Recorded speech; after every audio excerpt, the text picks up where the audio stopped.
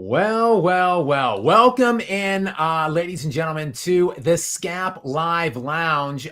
Yet another special day and time. I know I keep saying that because every time I go live at this point is a special day and time because I have nothing officially scheduled on the queue to do this regularly, routinely, weekly, something that I keep teasing and something that I likely will be setting up at some point, hopefully coming up in August. I will be setting up some kind of a weekly scheduled appearance that I will be making and just talking randomly about whatever sports things are in the news. Today, the thing that really struck me, actually, it was from yesterday or maybe 2 days ago, actually.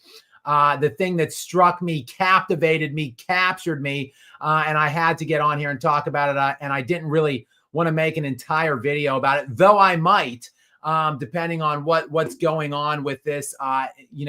What additional news might be percolating around or coming out. But for those of you that missed it, and you might have because I don't think it was really in the mainstream, Nikola Jokic's European super agent. I'm going to slaughter this guy's name more than likely. To all of my Serbian brethren watching, more than likely, please don't get up in arms when I massacre this guy's name.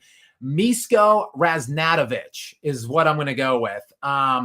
He represents Nikola Jokic, and he was spotted. I shouldn't say spotted. He posted a picture of himself, LeBron James, and LeBron James's longtime business partner, Maverick Carter, just the three of them, sitting on a yacht in the south of France. And he captioned it, Misko Raznatovic did, quote, "the perfect time to make big plans for the fall of 2026. Now, why is this noteworthy? Well, because the NBA season begins in the fall. So, if it's the perfect time now in the summer of 2025 to make big plans for the fall of 2026, there has been rampant speculation now that potentially a LeBron James and Nikola Jokic pairing might be in the works for next NBA season, to which I say, no, that would literally be my biggest nightmare. Back in the day, when Kobe was still in the league, my biggest nightmare was Kobe Bryant teaming and pairing up with LeBron James and riding Kobe's coattails to some rings. Now, my biggest nightmare in today's iteration of the NBA would be Nikola Jokic pairing up with LeBron James. I want no part of this whatsoever, and I really don't think that's what's happening here. I can offer some alternative suggestions in a bit here, but first, I do just want to paint the picture here. For those of you that do not know, Maverick Carter, Rich Paul, and Ernest Mims are pretty much the longest running confidants of LeBron James, in LeBron's inner circle, if you will. Those three have been with LeBron for his entire stint in the NBA. But actually, LeBron goes further back with Maverick Carter than any of them. Maverick Carter and LeBron went to high school together. Now, Maverick is a couple years older than LeBron. I think Maverick Carter was a senior when LeBron was a freshman, but they played at St. Vincent St. Mary's together. They, I believe, won the state championship or went to the state championship in Maverick Carter's senior year, which was LeBron James's freshman year. And Maverick has been connected in some way with LeBron James basically ever since. So LeBron James is setting to turn 41 years old in December of this upcoming NBA season. And he met Maverick when he was, however old you are when you're a freshman in high school, I would guess 15 years old, 14 or 15 years old. That is a long damn time to spend with somebody. And now Maverick and LeBron on the yacht in southern France with Nikola Jokic's agent. I don't know, for any of you that do not know this as well, let me backtrack to 2018 when LeBron James was a free agent and the Nuggets aggressively pursued LeBron James at that time to try to pair him with Nikola Jokic. Of course, LeBron James wanted nothing to do with those advances by the Denver Nuggets, and he ended up ultimately signing with the Los Angeles Lakers, which is where he has been ever since. But now, as we know, LeBron James activated his player option this summer, just a few weeks ago, $53 million for next season. And after that, all bets are off. Essentially, the Lakers have sent up the smoke signals to LeBron and his personnel that they don't really want LeBron after this year. I don't even think they really want LeBron this year. We saw Luka Doncic and what he's done this summer. We can get into skinny Luka a little bit later in this show if you'd like. And the men's health spread, which I did do a quick video on that, but we can dig into that one in more detail a little bit later. But the kind of season that Luka Doncic might be on the cusp of here, I think the Lakers want to distance themselves, get away from LeBron James right now. Unfortunately, he did activate that player option. I do not think he will be returning to Los Angeles next season. So the options essentially are for LeBron at this time for the fall of 2026 are retirement, basically, after this upcoming season, or playing somewhere else next fall in 2026. And perhaps, maybe, potentially, LeBron and Maverick are dipping their toe into the pool and seeing what the interest level might be with Miso, Nikola Jokic's agent, to see maybe if there's any interest in pairing up with LeBron next year. I have no damn idea why or what that interest would be from Nikola Jokic, the best player on the face of the planet, the guy who should be going on 5 consecutive league MVPs. Still, those won 3 of the last 5, finished runner-up in the 2 off years, and he had his best year yet last season. So it seems like this guy is still just getting better, especially for Nikola Jokic, a guy whose game is not predicated on athleticism. There's really no reason to doubt that he might still be on an upward trajectory, maybe at least for next year and the year after. Why would he want to team with I guess LeBron will be 41. He will be turning 42 in 2026. Why in the world would Nikola Jokic be opening himself up to this? I think maybe Nikola needs to chide Misko Raznatovic, maybe start looking for some kind of other representation, possibly, if he's floating this on his own. I'm certain Nikola Jokic isn't trying to court LeBron James. Of that, I am pretty certain. So, but why might these 3 be meeting in France? Why? Well, Maverick Carter allegedly is trying to build some kind of a rival NBA league, like some kind of like $5 billion rival league in the NBA. So, or to the NBA. So maybe, look, Misko is like a power broker in Europe. So maybe, he's fishing around, just trying to maybe pair up like a business pairing potentially between Maverick and Misko. But my question would be this: why is LeBron there? That is the real puzzling element of that, if that is the case. So I don't know. Maybe, again, here's another alternative theory that I'll float. Maybe LeBron is considering, we all know he wants to get into ownership in the NBA. Potentially, LeBron is considering maybe purchasing a European team. As we saw Joe Jellybean Bryant, Kobe Bryant's father, purchased an Italian basketball league right after he got out of the NBA, which is why Kobe Bryant famously grew up in Italy. So who knows? Those are just some alternative theories that I will float as to why these 3 were spotted on a yacht together. If they do want to pair up for whatever reason, I know why LeBron would want to pair up with Nikola Jokic. LeBron, who's been star chasing and team jumping since he was like 26 years old, and he's now, like I said, going to be 41 this year. And he's, as recently as last year, has been playing with a top, Anthony Davis, still probably a top 10 player when he's healthy in the NBA. I would say Luka Doncic is a top 5 player. So he switched out Anthony Davis for Luka Doncic last year. Maybe he's looking to upgrade from like the third best player in the NBA to the best player. I know why LeBron James would want to team up with Nikola Jokic. Again, I have no idea why Nikola Jokic would be entertaining any of this. Let's just go ahead and like disconnect our senses for a moment, okay? And just let's play along with me that these two do, hypothetically speaking, want to team up.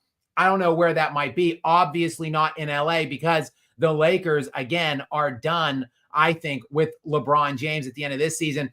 And I, quite frankly, don't see Nikola Jokic leaving anytime soon in Denver. I know there's speculation. Jokic had a $212 million extension on the table this summer, which he recently declined. So that made some news. It shouldn't have. It's just a business decision. Jokic can make, I believe, about $70 million more if he waits and doesn't sign this summer and instead signs next summer with Denver. So it's purely just a money move for him. And he gets an extra year guaranteed as well.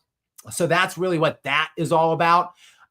So ultimately what I'm saying here, if LeBron wants to team up with Nikola Jokic, and Nikola Jokic actually wants to consider it, it would probably be done in Denver. And Denver, as of right now, and this isn't going to change, guys, Denver has roughly $9 million available, or they're tracking to have roughly $9 million available in cap space before the first apron. For next summer, so that they could go and play with in free agency. $9 million. So does LeBron strike you as a guy with the ego on him that he will go and take? He's making $53 million this year, like I said, the player option that he activated. Does LeBron strike you as a guy who will go and take a $40 million pay cut? I don't think so. I think, me personally, I think LeBron James still is going to want to be one of the higher paid players in the league next year. I don't know how that's going to track up with him trying to get to some kind of a contender. Maybe he'll just go to some team and chase points and make a lot of money and bring both of his sons along with him. And that's the way he goes out in his last season. Who the hell knows? But my point is the Nuggets do not have a lot of space to make this happen. I don't think the Lakers want to do it because they don't want LeBron. I'm sure the Lakers would take Nikola Jokic, of course. But that would pretty much open up just the possibility of maybe a third team. But again, all of that directly refutes what we know about Nikola Jokic, which is the guy is he's a loyal guy. I believe he wants to play his entire career and end his career with the Denver Nuggets, and they can offer him the most money of anybody next season. And finally, at long last, they are actually showing a proclivity, a penchant, if you will, to upgrading the roster. They actually made some legitimate moves this summer. We've gone over it a couple times here in the live stream. I made a video about it as well. But they have actually done some really good things this summer. They get rid of Michael Porter Jr. and bring on Cam Johnson there. And I think the other moves are really underrated. They traded Dario Saric for Jonas Valanciunas, which is a massive move in my estimation. It's going to actually allow Nikola Jokic to get some rest throughout the regular season and the playoffs.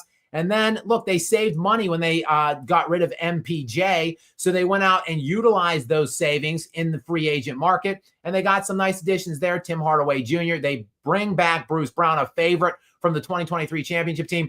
The Nuggets are showing Nikola something now. So I don't think now, of all the times that they've been doing nothing around him for years, now is not the time for him to leave. I think he will make the commitment next summer. Now, if of course Jokic does not sign that extension next summer, then obviously Denver can start hitting the panic button and activating all of the those panic situations and alerting. I don't know. I'm sure there will be some kind of alarm going off around the NBA that Nikola Jokic is potentially ready to move on from Denver. I don't see it happening.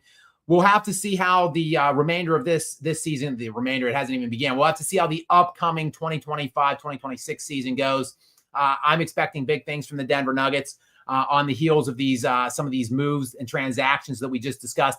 I think the Denver Nuggets are viably a championship contender. And if they get close, if they win a championship or if they get close, they've been out in the second round the last 2 seasons now following their NBA championship in 2023. If they get to the Western Conference Finals and go 7 games, or if they get to the NBA Finals and lose there, or if they go all the way and get another NBA title, I just don't think Nikola Jokic is going to entertain leaving anytime soon. It will mean him re-upping. I believe it will be a 4-year, $280 million extension, which would take him to the age of 35 at that point.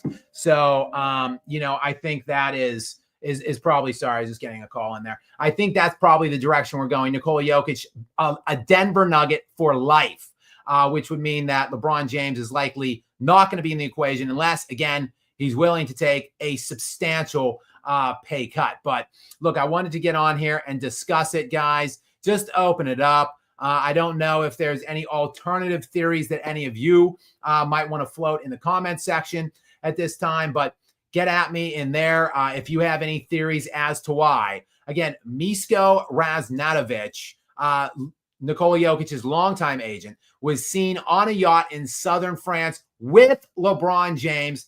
And he posts the picture, if you are just joining us, with the caption, quote, "The perfect time to make big plans for the fall of 2026. And look, we know that was no mistake that got posted with that caption. And we know that it was run by LeBron James before the post was made. I mean, how many times are you guys with your friends or something and a picture's taken and you ask the people that are in the picture, hey, do you mind if I post it? You really think he would just go off on his own and post that picture without expressly asking LeBron James if it was okay? Nothing is a mistake when it pertains to LeBron James. Nothing when it hits social media. So, it was for whatever reason, it was by design. So we can get more into that, guys, if you'd like. There's a lot of stuff going on, actually. Again, skinny Luka, which we can get into as well. But first, I do just want to say welcome in to all of you. We've got, I think we hit 600 people here in the first 17 minutes live streaming here with us. So again, as always, I'm very grateful to all of you guys who join me and find me at this special day and time in the Skap Lounge. Welcome in also to moderator Gary, who is, as always, joining us here in the lounge as well. Gary, what is up, my friend?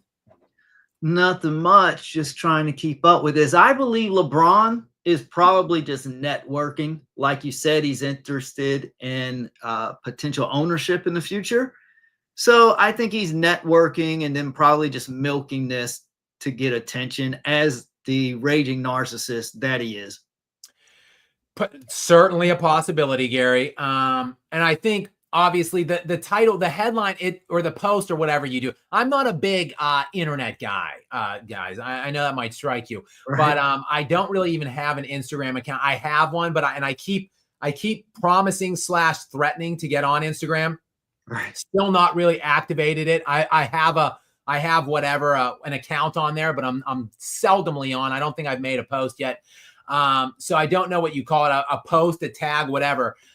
It was so suggestive and coy that I feel like it was just intended to titillate. Like it was just meant to try to captivate us and grab our attention, but I think it's all tongue in cheek. If they were really truly planning some kind of a pairing, why would they tell us about it a year in advance? I just, like when LeBron back was planning to destroy the competitive balance of the NBA and team up with Dwayne Wade and recruit Chris Bosh. When they were planning to do that, they were working on that behind the scenes for like at least 2 years. And we never knew about it until the move was made. Now, some people broke the news. Some sharp journalistic sharps were on it. I think there was like 1 or 2 people that projected the Miami pairing happening, but like a week before it actually happened. So like we didn't know that this was going to happen So if this truly was on the back, if this is, I should say, on the back burner for 2026, they wouldn't be putting it out in broad daylight. So I really do think whatever that is, whatever the alternative things that they might be working in, it's all speculation. Like I said, Maverick Carter was at the meeting, and Maverick Carter is planning to do something with some kind of a basketball league. And we know LeBron James will be at the center of that. Hell, maybe even LeBron will play for that league, maybe for a year, like at the age of 43 or whatever, like when Jordan came down from the owner's box with the Wizards and played at like 38, 39 and 40. Maybe LeBron will retire at some point and then segue right into that league to try to drum up interest or whatever and help his buddy Mav. And I'm sure he will be have some money stake as well of his own at play there. So maybe it's that, or maybe again, like we speculated, perhaps it might be like ownership stake in a European team. Guys, speaking of Europe, we've got some intriguing basketball set to be played in Europe. Let me get the exact start dates.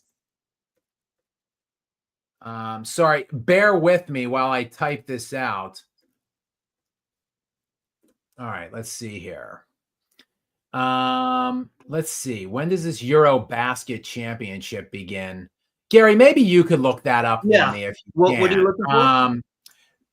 But it's a lot of players are committed to playing. I hear that Giannis is going to play, as well as Nikola Jokic and Luka Doncic, who is making news and waves of his own. For those of you that might not have seen or heard or whatever, if you've been living under a rock, Luka Doncic is flashing around his new physique on the cover of Men's Health and Fitness. So, look, let's backtrack to February of last year when Luka Doncic was shockingly traded from the Dallas Mavericks. Shockingly, look, he appeared with Rob Pelinka to be officially introduced for the Los Angeles Lakers 3 or 4 days after the trade was made, and Luka still looked like he was crying himself to sleep at that point. The guy looked absolutely dead inside.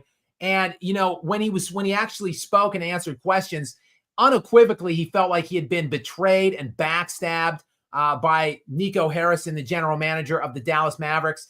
And Luka was asked point blank, like, did you want to end your career as a Dallas Maverick? To which he didn't hesitate. This guy was planning, like, again, I speculate Nikola Jokic was like Dirk Nowitzki did before Luka.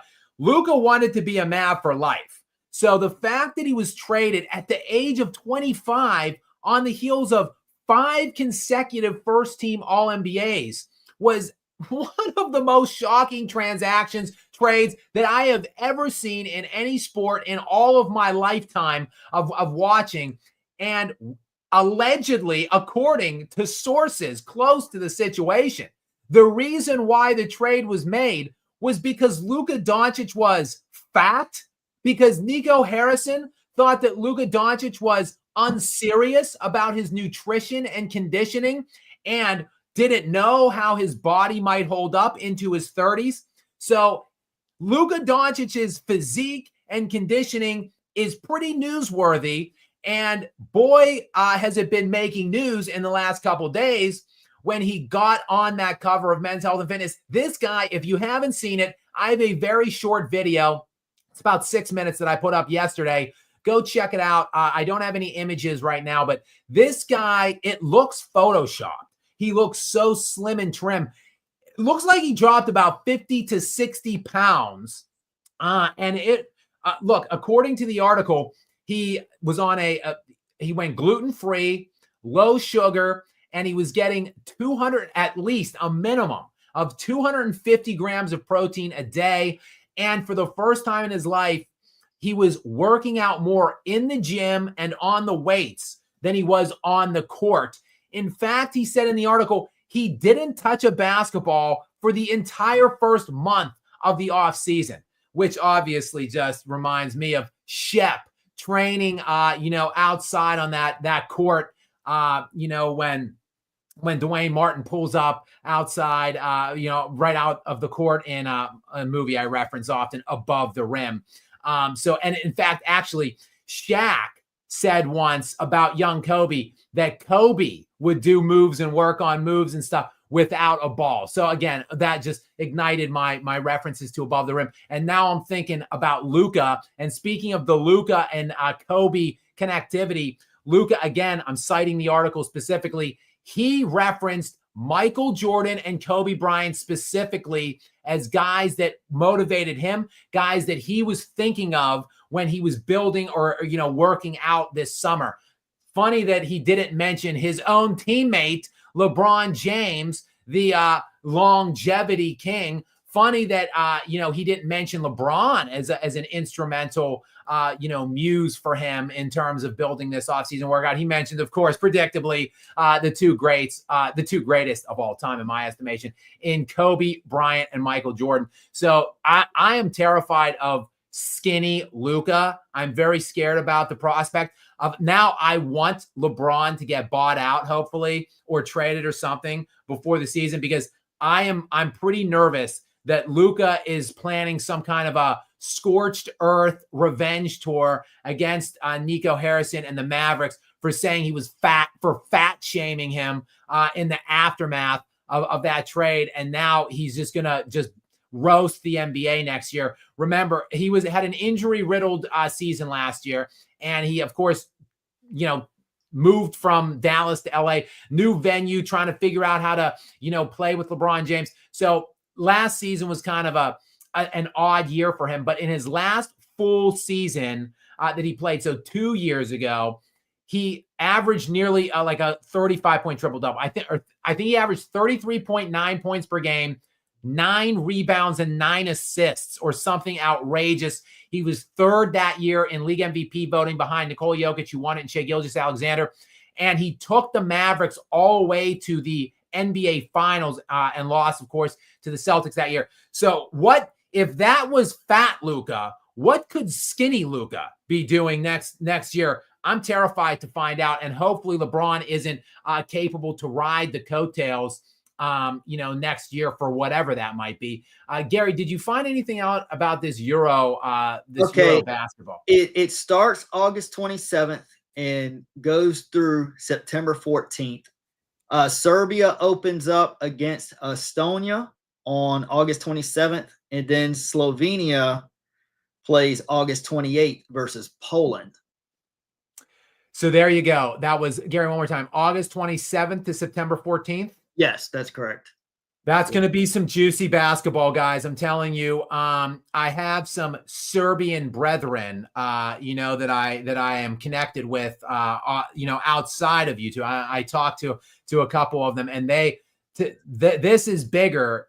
This tournament is bigger, according to them, than an NBA championship. So they would essentially, if they had to pick, would rather see, Serbia and Nikola win this one. Than another NBA championship. But there's, like I said, some good guys that are committed to play. I'm pretty sure Nikola Jokic and Giannis Antetokounmpo, to me, the best two players alive on planet Earth, committed to playing in it. And then, like I said, Luka Doncic, a.k.a. now skinny Luka, revenge tour Luka, is also, I believe, committed to play. So that is going to be some tasty basketball. If you're here in the U.S., joining us in the lounge, I'm not quite sure. I'm sure you can find it. I don't know exactly where it's going to be televised, but I know I will certainly be trying to locate that on August 27th. So it starts pretty late. It's going to bridge, I guess, the NFL season. It will be bridging that, and it will start. I guess it will end about 6 weeks before the NBA season begins. So we got a lot going on, guys, in the NBA. I'm actually working on a big Bronny piece, which will probably come out in August sometime, early to mid-August. I'm working on a piece on Bronny's summer and what potentially might be in store for Bronny this season Is with the that you Lakers. predicting the 2026 MVP? Like last year, you made a video predicting that SGA would win MVP before the season even started. And you are obviously correct. Is that what this Bronny piece is about, saying that's who you predict to be MVP in 2026? That's a great question, Gary. I did make a video last about mid-September, mid to late September, and I speculated that the Oklahoma City Thunder would win the NBA championship and Shai Gilgeous-Alexander would win the league MVP. Now, throughout the year, I said Nikola Jokic was deserving of that MVP and should have won it, but I really never vacillated. I didn't waver. I thought that Shai would win it, even though I don't think he was the rightful MVP. So that's a good question, Gary. You know, right now, if you put a gun to my head right now and force me to pick, I think probably I would be between the Thunder or the Rockets to win the NBA championship this year. I really like what the Rockets did. Not just getting KD, they really didn't sacrifice any of their depth to do it. And they added Dorian Finney-Smith as well. So I really, really like what the Rockets have done. And I love Ime Udoka. I love him. He's one of my favorite coaches. I think he's arguably one of the 5 best coaches in the NBA right now, maybe even higher than that. So I'm really, really high on the Rockets. I do, though, think for the first time in really what feels like a long time, I think the Nuggets do have a shot. And with the depth that they have now, I think that 50 wins was an accomplishment for them the last like 2 or 3 years with the lineup that they had, the injuries that they always get, and the lack of depth. But now with all of the depth that the Denver Nuggets have, I think the Nuggets might sniff 60 wins this year. And if they do, Nikola Jokic's numbers are so stupefying. And he clearly got jobbed from the MVP last year. I think the voters will be more amenable to giving him an MVP again this season because they didn't give it to him last year. If he has similar looking numbers, now they might dip because the team's so much better. But if he has similar-ish numbers like 27, 12, and 9 or something on absurd efficiency, if he leads the league in, PER, BPM, VORP like he always does, and the Nuggets win like 60, 61, I could see Jokic getting the MVP he should have had last year, next year. And they are a viable threat, I think, to win a championship. But I would be gun to the head right now, and I'll look into it, Gary. Maybe I will do a video on it. I would probably lean Houston or OKC, maybe Houston. I'm high on Houston. I think they were one piece away last year, essentially one elite half-court scorer and one veteran player that's been there before that knows how to do it in the playoffs. And they added that with one addition in KD, one of the great mid-court, half-court scorers that we've ever seen, even at this advanced stage and age. Still one of the most efficient half-court scorers in the entire world right now. And he's been there, done that. He's played in so many playoff games. I am really, really high. And then with Udoka there at the lead man, like I said, I'm so high on him. I'm leaning probably towards maybe Houston as the NBA champion this year, though OKC will be a very tough out. And then Nikola, the MVP that should have been, we all know it should be like 6 straight if he gets it next year, but maybe getting his 4th league MVP next season, Gary. But good question. And guys, I urge you, go find that Euro basketball tournament that begins on August 27th. It's going to be juicy. It's going to be tasty hoops. Gary, we're floating around 700 now. So we have 700 people on here now. Big turnouts the last couple live streams. Many thanks to all of you guys. We've had 900 people on here with us the last couple times. So many thanks for finding us and getting here in the lounge. The waters, as always, are warm. We're about 34 minutes in here. We've got a couple super chats queued up, so I could just answer a couple questions here. Let's slide this first one in from a regular, Sully's Tech Hub. What's up, Sully? Welcome into the lounge. As always, I appreciate it. Thank you. Looks like we got a couple regulars that super chatted us here. So many thanks for finding us in this special day and time. Gary, what does this one from Sully's Tech Hub say? Please keep LeBron far away from Jokic. Cheers. Yeah, again, I could not echo that more. I want nothing to do with LeBron, because then I don't even know what to root for. Like I said, with the potential back in the day, the Kobe LeBron pairing. Well, I want Kobe to get more rings, but more rings for Kobe means getting LeBron one step closer to a ring. So, I make no qualms about it. I don't hide it or make excuses for it. I'm a Jokic guy. I root for him. I want to see his success, and I don't want a potential second ring for him, meaning a fifth ring for LeBron. So, Sully, 100%. I could not echo that more loudly and resoundingly. We need to keep LeBron and Jokic far, far away. The only time I want to see them close to each other on a court is when Jokic is sweeping them out of the playoffs. I think, Gary, they actually did get a win last year. The Lakers actually did beat the Nuggets in the game, like the first game after they got Luka Doncic. So JJ Redick had constructed this masterful defensive scheme on Jokic. They were basically kind of deploying a similar tactic that the Thunder did. They were fronting him with like a smaller player. Then they had like one or two guys on the back end, essentially daring anybody on the Nuggets to make shots or beat them other than Nikola Jokic. And it worked to perfection. And Luka Doncic in that game was very, very strong. So all it took for LeBron to break his, I believe, Gary, it was like, I think 14 out of 15 games or 13 out of 14 games, Nikola Jokic had beat LeBron James. Like 13 out of 14 or 14 out of 15 consecutive games. All it took to get LeBron off the schneid is to bring in a real alpha in Luka Doncic, and then they looked much better once they had Luka.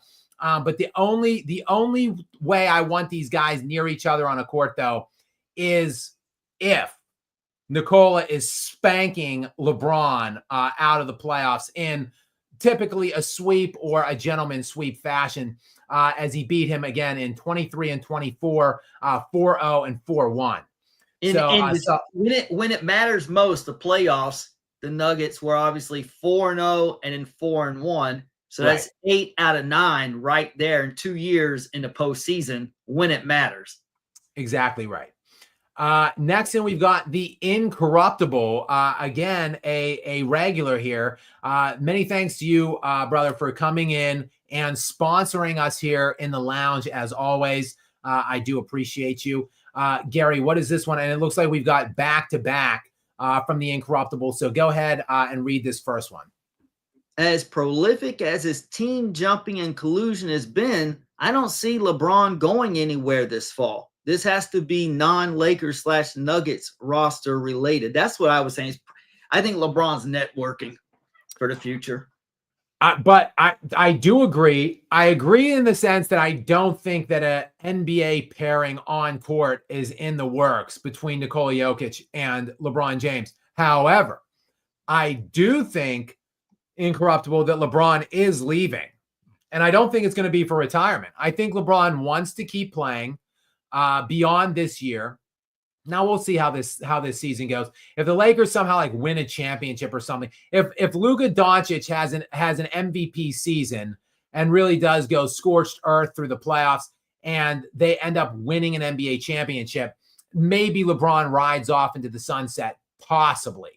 But I don't, and hell, who knows? Maybe LeBron, I don't know, sustain some serious injury of some sort, though I don't see that happening either. So I think barring something out of that realm of, things that we can't really anticipate or speculate on, something unusual that would happen, I really do believe that LeBron intends to play at least one more season. So I think 2 more years planned.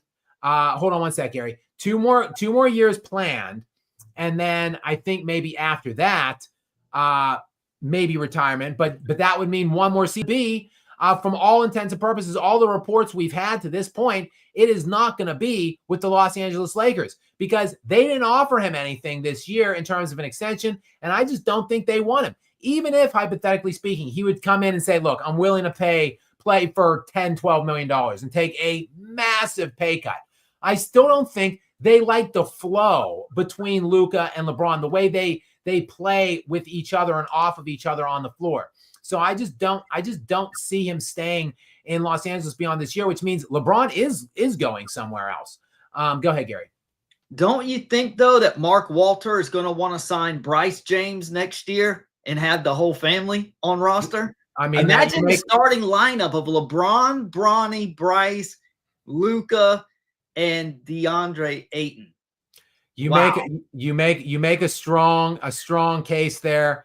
That would be a super team. Not just 2 Jameses, but 3. That would be a very interesting proposition for the rest of the NBA. And I've been doing a lot of work on this Bronny, not a lot, but I've started the groundwork of this Bronny James video, which I mentioned. And JJ, I think JJ has plans for Bronny this year. I really do. Which is hilarious in its own right. Can you see? It's just going to be a juicy season, a season where Bronny James is like a regular rotational player. That's going to just that in and of itself will be worth the price of admission for Laker games this season, and to see the dynamic between like what Bronny's doing, how much he's being played, him and LeBron sharing the court together. I mean, that could be very interesting. So stay tuned for that video. It will probably come out in early August is my expectation for that. Remember how Kobe, his second year in the league, his rookie season was disappointing, but then his second year he came in with a bang, much improved. Just remember that tomahawk dunk in the preseason where he kind of like put the league on notice that, hey, I'm actually really good. I'm here. Yeah, I think Ronnie's going to do that this year, don't you? I cannot see that, Gary. I personally, I'm looking through the crystal ball right now, and I personally don't see that. But you're right. Yeah, Kobe really, I mean, he got better from year 1 to 2, but he really ascended and hit the scene in year 3 when he became an all-star and all NBA defense and averaged like nearly 20. I think he averaged like 19.9 points. Okay, so you're saying Bronny will do that in year 3, not year 2. Yeah, I think we got like one more year, which is why LeBron probably wants to stick around because he wants to see that. He wants to be there for that. So, so it'll be interesting to see if LeBron does leave, which I really do, all jokes aside, think that he is going to play one more year at least, and I think it will not be with the Lakers. So that means he's going somewhere. It will be interesting to see what the Lakers do with Bronny, because I think he signed a contract which would still have him, obligated towards them, I believe, for the 2026 season. So I'm interested to see what they would do there, or how LeBron would get them to relinquish his rights so he can go and follow Le Daddy wherever he goes. And then, like you mentioned, his other kid will also be eligible to sign with an NBA team at that point. So that will be interesting too. And look, a lot of this is still just speculative. We need to see how the season plays out, how the playoffs play out, et cetera, et cetera, et cetera. But right now, as we sit here, July 30th in 2025, my expectation is at this time next summer, we'll be talking about LeBron James and what his fit is with another team. All right, let's welcome the Incorruptible back in. What's up, bro? Thank you very much again for your support here of the lounge here in the sponsorship area. We do appreciate it. Gary, what does this second one from the Incorruptible say? I want to see Luka work, bring in more defense, and I think he will take over from Kobe and Mike, first team All NBA and first team defense incoming. Wow, I don't know about that. I don't see that. That is quite a statement. If Luka jumps to first team All NBA defense, then he'll be scared. He'll be MVP for sure. Yeah, for sure. His offense is always on point. I mean, I think Nikola Jokic is pretty far above everybody else right now. Like I think you could say I got Giannis Antetokounmpo 2 currently behind Jokic, but that's a conversation. I think you can talk about Shai Gilgeous-Alexander and Luka in the mix. Probably not so much now because, look, Shai won the MVP last year, won the NBA championship, and Luka, for the first time in 5 years, didn't make an All-NBA distinction. So, I think that now it's fair to SGA to say that he would be above Luka at this point, and arguably above Giannis. I don't have it that way. I have Giannis as 2 behind Nikola Jokic. But if you look just the year before, and look, SGA and Luka are like the same age. I think Luka might be younger than SGA technically by a few months. So if you look at the year before, Luka beat Shai head-to-head in the playoffs when Shai was the 1 seed, and Luka went to the NBA Finals, and Luka averaged a 34-point triple-double nearly. So, it wasn't unfair for Luka at that point or for SGA to have Luka above Shai. So I think they're close. I think they're bouncing back and forth. And I've got Giannis above both. But then Jokic a tier above. Like Jokic in his own tier. If skinny Luka strolls into the NBA next year and becomes first team All-NBA defense, and then obviously recaptures his first team All-NBA designation, if he's first team defense and offense, and we see what his offensive capabilities are, and now that he's skinny Luka, and reportedly he says his vertical leap has increased, which I don't know about you guys or Gary. Like, let me see some comments about this. Reportedly, Luka Doncic was tested with a 42-inch vertical leap in the pre-draft basketball combine leading into the NBA draft in 2018. At no stage of Luka's career and life did I look at him and be like, yo, that guy can jump out of the gym. I bet that guy has over a 40-inch vertical leap. When I read that in the article, I was stunned to see that. I took to the interwebs and conducted some research on it. And apparently he did test it with a 42-inch vertical leap in 2018, which is shocking. He certainly didn't look like he had a 20 or a 42-inch vertical leap in the last couple years. This was a guy, remember, 2 years ago in the All-Star game, he bricked a dunk on a fast break. This looks like a guy that could barely get over the rim. But now that was fat Luka, though, guys. That was fat Luka. Now we're talking about skinny Luka now, who shed about 50 to 70 pounds probably.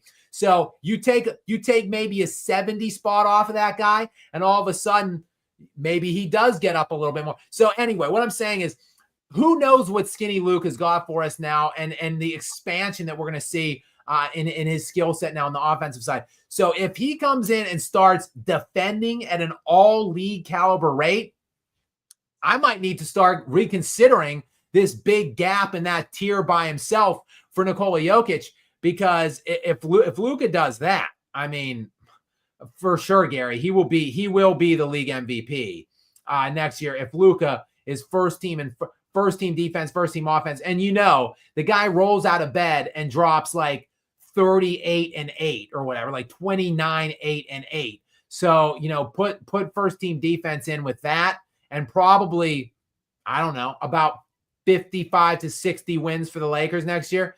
Yeah, I could sniff a Luka MVP incoming on that one. That is a bold proclamation, though, Incorruptible. You've made some bold statements on this one to this point, and damn it, I like it.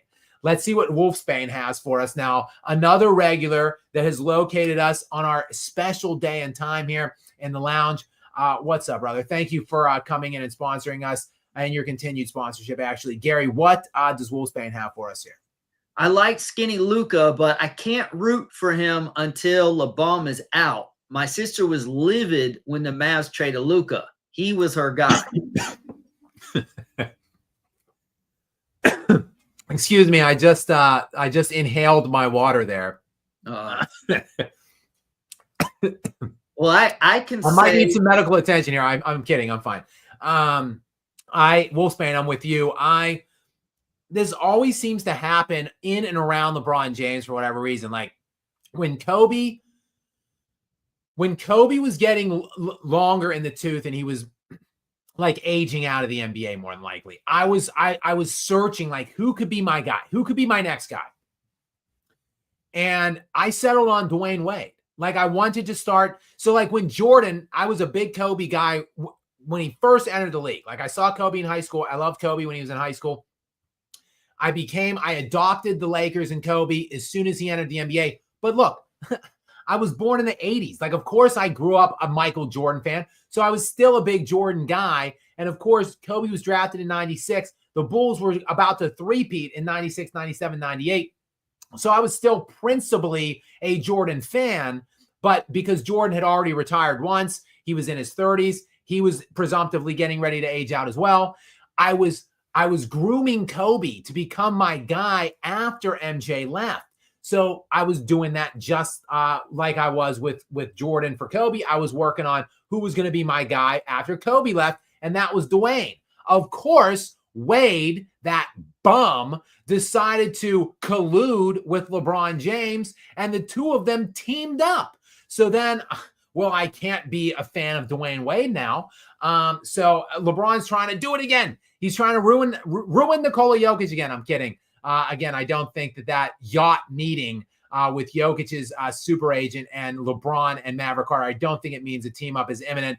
But it would be so LeBron if it were, because he's trying to trying to foil and ruin another favorite player of mine. So hopefully that's not in the works. But I've not been a big Luka fan through much of his early career in the NBA. But the year that 2 years ago when he took the Mavs into the finals, when he beat the Clippers in the first round, then he beat and wasn't really favored in the first round against the Clippers. They were the 5 seed that year with the Dallas Mavericks. So they were in the 4-5 series. The Clippers had home court advantage in that first series. The Clippers were favored. Luka won that. Then they go in the 5-1 that summer against Oklahoma City, and Shea, who finished second in MVP that year, one notch above Luka Doncic.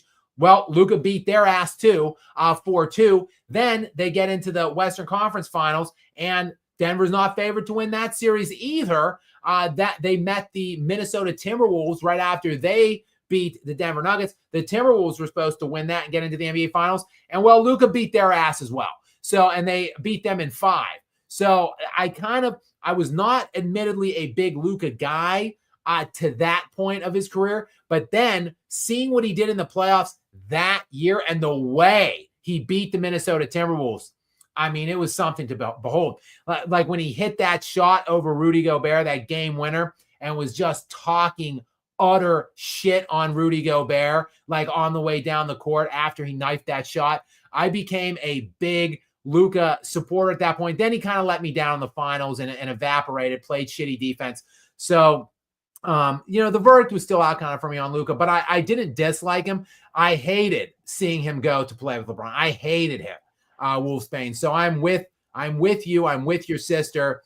I cannot in good conscience root for Luka, skinny Luka, fat Luka, or otherwise, as long as he is playing with the fraud king LeBron. I just can't. So hopefully they do not win anything this year, or they buy LeBron out or whatever. And then hopefully he gets far away from Luka and Nikola Jokic. Stay away from both of them in free agency. Just go home to Cleveland, LeBron. Do us all a favor. Go back east. Join Cleveland. Bring it full circle. The team you started with, then stabbed in the back, then came back, won a championship, then stabbed in the back again. Just go finish it there, your hometown team, and just stay away from the Euros, okay? Next, and we've got Samson, the Current, another regular here in the lounge. Welcome in, Samson. Thank you for being here. Gary, what is the question or comment?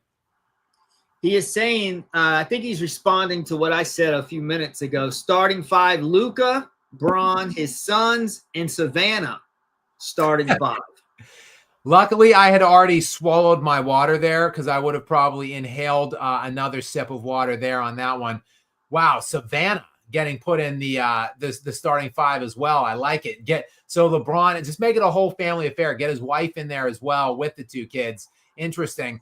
I don't know how well that team, the Incorruptible, seems to think Luka's on the verge of potentially an All-NBA defensive first-team selection this year. Well, they would need it.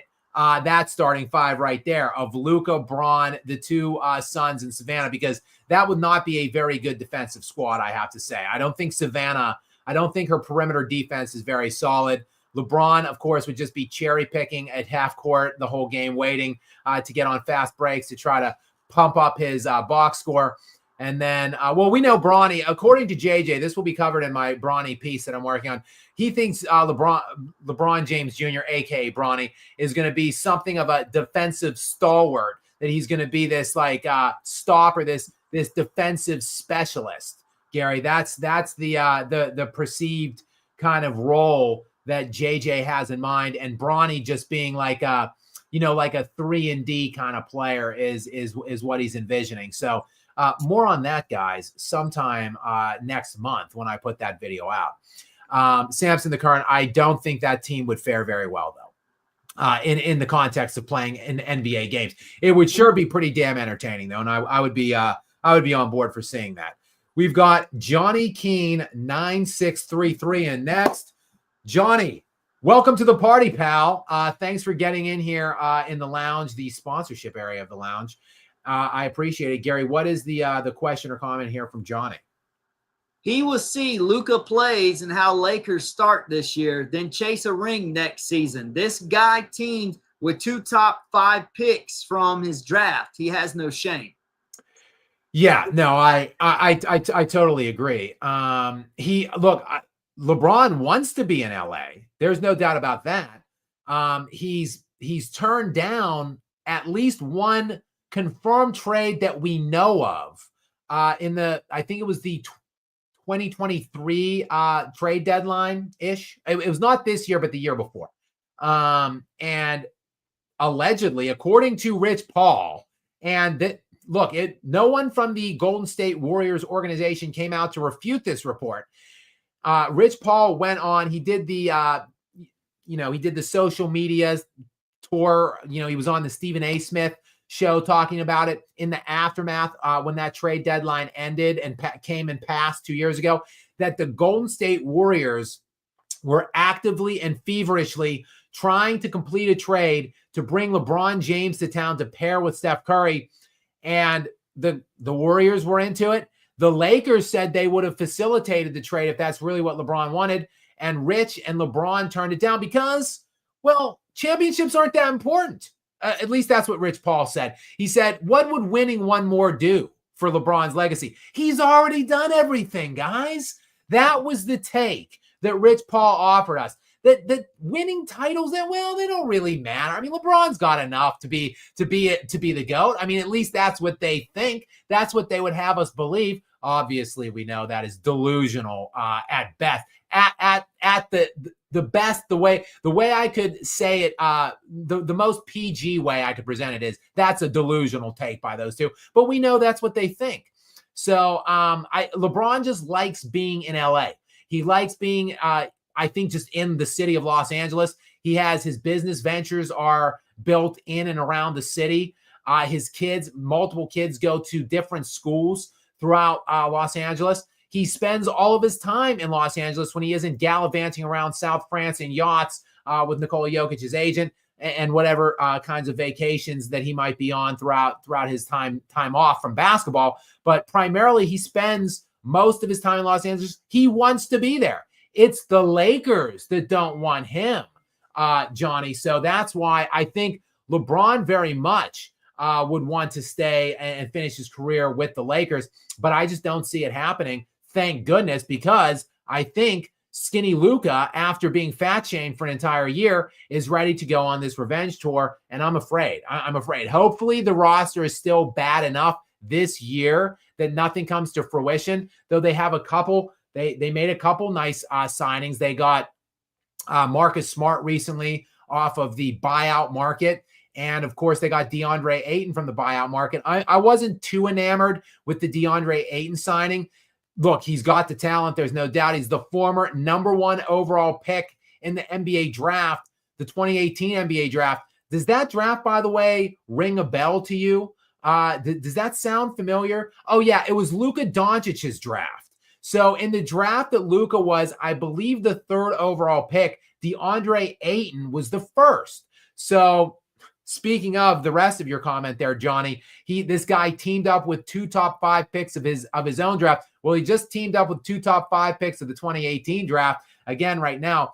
But Ayton, though, while he has the pedigree, has the talent, he just doesn't seem to have the desire or the work ethic. He's been discarded now by 2 different teams by the age of like 25. So I wasn't, I wasn't quaking in my boots over the DeAndre Ayton signing, but the Marcus Smart signing it definitely does. I don't like it because I like Marcus Smart. I think he's going to be a nice addition to them, and I don't like to see them get him on the cheap. I think they got him for like $5 million. My question is, what were you doing, Denver Nuggets? I've been singing the Denver Nuggets praises and their offseason acquisitions. Well, they have like $5 million still. I'm pretty sure they still have $5 million under the first apron. Well, why didn't you go get Marcus Smart? You need a little more defense.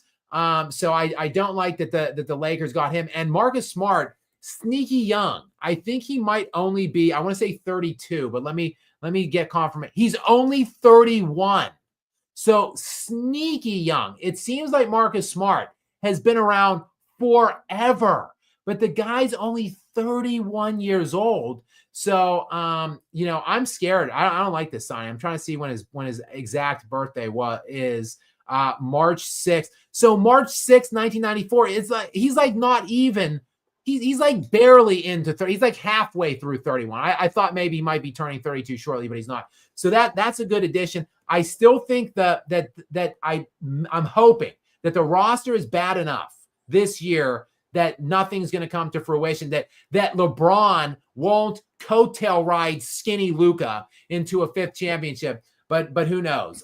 They were the 3 seed last year. They won 50 games last year. Their roster's better. The roster construction's better now. And Luka will be better now. Go ahead, Gary. Didn't the Lakers get Marcus Smart, claim him off of waivers? Yeah, he got bought out. They would have been able to get him before Denver because they're higher up, right? Oh, I don't know. I don't know the specificity on that. I thought he was bought out and he just had to clear. Oh, okay. I thought he was bought out, and then I thought when you get bought out, you go to waivers, and then like the worst teams have like I think there's like a 48-hour period where the teams that are the worst have quicker access. So the Lakers finished below the Nuggets, so they didn't. They didn't. The Lakers were the 3 seed last year. The Nuggets were the 4. No, but I'm saying, but it's how they end, because the Nuggets went further in the playoffs. So the Lakers would have. I don't think Denver had a chance to sign him, is what I'm getting at. I don't think they passed up one. I don't think they had access to get him. Of all the time that I've spent talking about watching the NBA, I really don't know how the waivers work. My expectation would be that it is not based on your performance in the playoffs, but your regular season end. Like for instance, like how do we determine ping pong balls? It's not how far, I guess playoff teams aren't even eligible to be in the lottery. But the way that we determine the ping pong balls is based on the regular season, like win-loss total. So like I would imagine that if there is some kind of a waiver hierarchy of like he has to clear through some ladder of teams, I would imagine, but I don't know the answer to that. It always seems that the team that wins a championship has the last pick in the first round. I mean, unless they had done some trading beforehand, but by default, the team that wins the 2 teams in the finals are like the last 2 teams to pick at the end of the first round, as far as I know. So that's why I thought that it does actually go by playoffs and not regular season standings. I could be wrong, but that's what I thought. I'll say this: Marcus Smart agreed a 2-year, $11 million deal. So $5.5 million a year with the Lakers. So what if someone claims him off of waivers and he doesn't want the contract they have to offer? Like what if the Lakers didn't have $11 million or $5.5? What if they only had like $2.5 million and some other team was offering him $10 million a year or whatever? Like, and I just don't, I feel like Marcus Smart and his reps had to agree to that deal in some way, but I don't know. That's something I could look into. My overall premise is I'm just pissed about the signing. Yeah. Like Marcus Smart, when I hear Marcus Smart's name, I think, oh, like he's like 35 years old, but he's not. He's only 31, and he won Defensive Player of the Year in 2022. So like 3 years ago. So like he still plays like at a pretty high defensive level in my estimation. And I don't like that signing. Was essentially my pretty much only point. But we've got Wolfsbane back in for double dipping into the sponsor lounge. Thank you, Wolfsbane.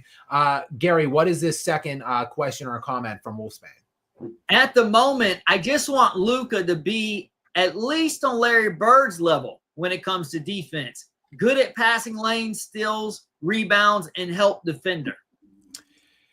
Yeah, I mean, I agree. I always talk about Larry Legend, a player I really admire. A little bit before my time, he was, he retired. I want to say like 1990-ish, 91.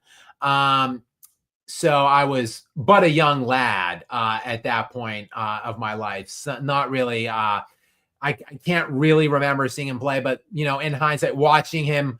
In the YouTube world and seeing, just understanding the context and studying everything that he was and what his career was. I'm a fan of Bird, and I always maintain this about him, that he is an underrated defender. I think I'm going to check this right now. I'm going to fact check myself. I think he made 3 All-NBA defensive team designations, but I'm going to fact check myself here and just confirm that.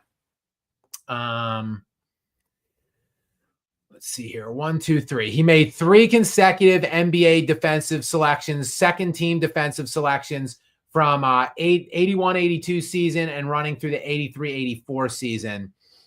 So that, yes. So I think Larry Bird is a hugely undervalued and underrated defender. Nikola Jokic has not made any defensive selections, or he's made no All-NBA defensive teams. But I think Nikola Jokic is kind of getting to the point where he's getting a little too much slander on the defensive side of things. I think Jokic is a much better defender than people give him credit for. If you look at the on-offs, I hate to keep saying it, but if you look at the on-offs, if you look at his impact of, he controls the glass. He's, I believe, third in the NBA. He was third in the NBA in rebounding last year. He was third in the NBA in steals last year. So, and against the Thunder, the 7-game series against the Thunder, he ended up leading his team, the Denver Nuggets, in points, rebounds, assists, steals, and blocks. So I just think the guy is undervalued and gets too much hate on that side of the ball. So I kind of think of Jokic in a Larry Bird light on defense. And I think Luka Doncic, I think he can get there, because what do all those 3 guys have in common? None of them are physically gifted, really. So it's just about effort and knowledge and understanding of placement and positioning and where you have to be on the floor, and then just giving it the requisite effort. I think Nikola Jokic is in way better shape than people give him credit for.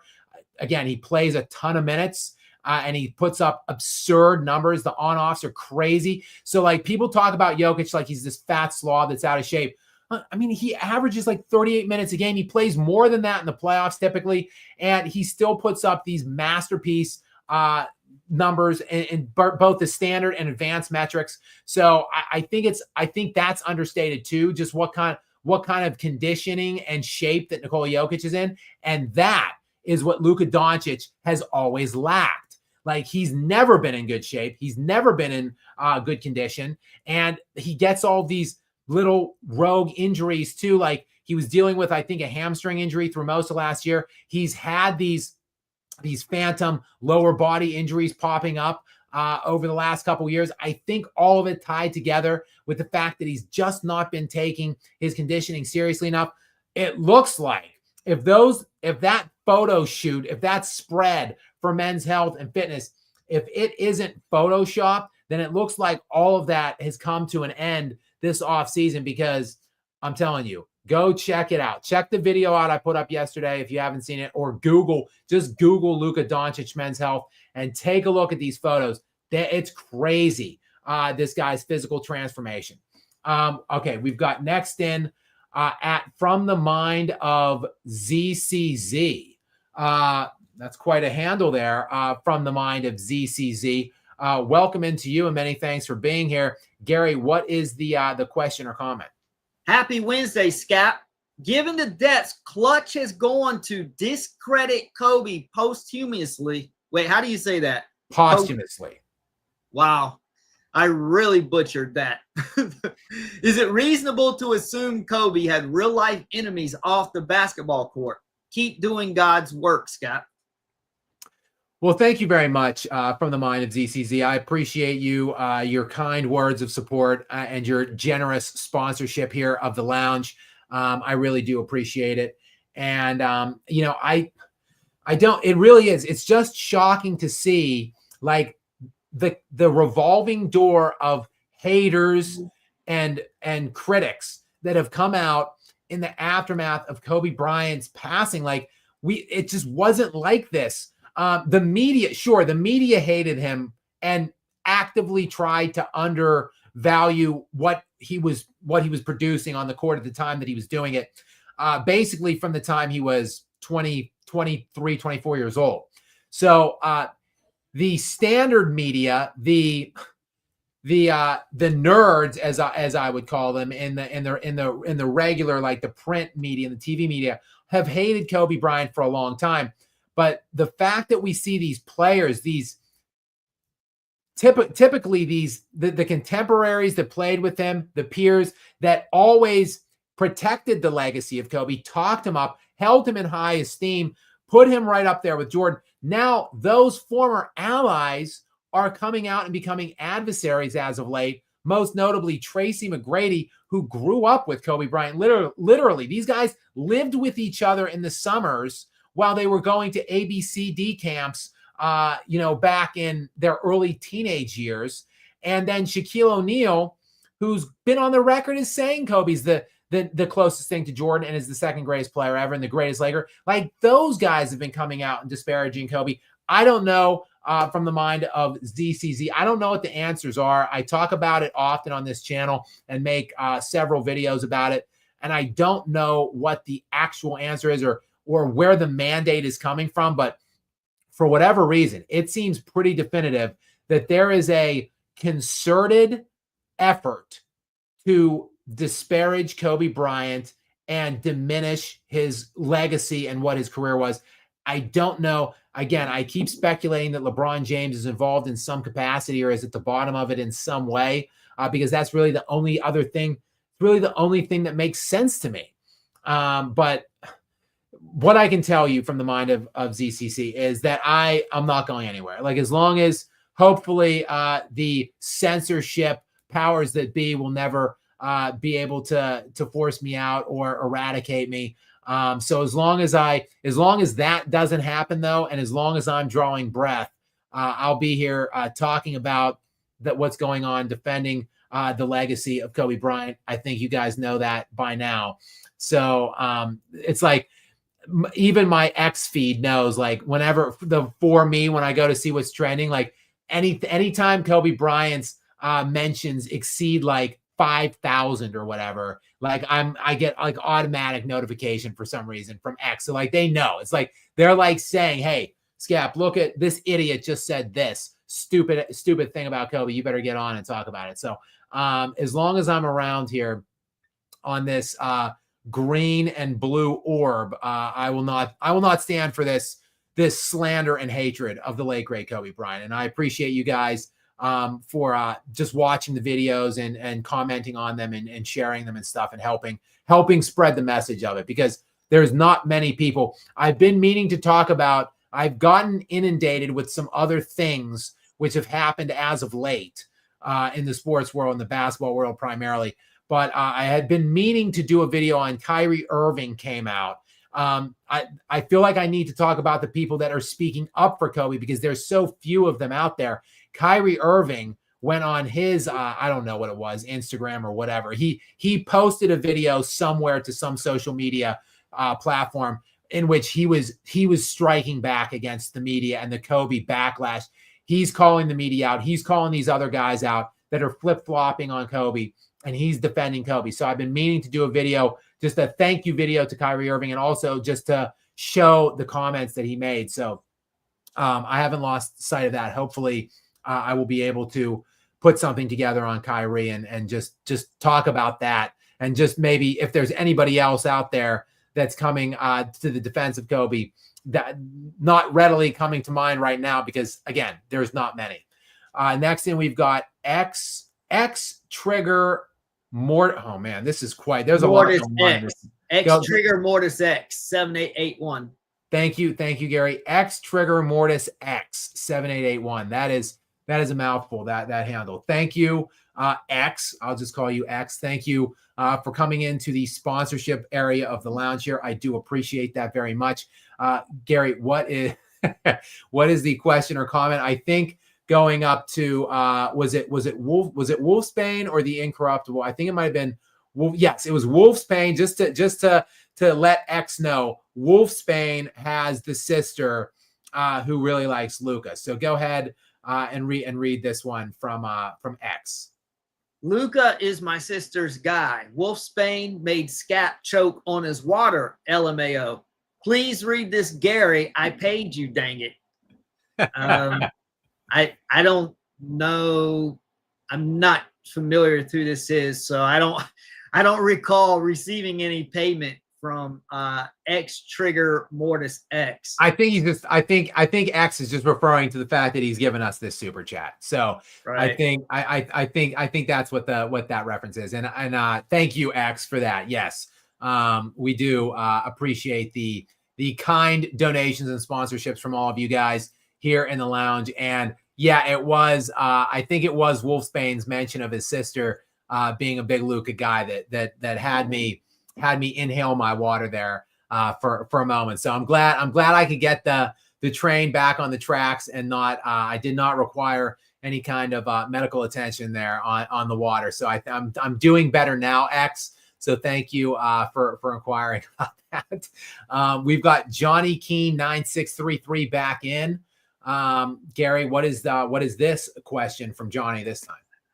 Hang X Trigger Mortis, can you please stop repeating the same thing over and over in the chat, because you are clogging the chat up?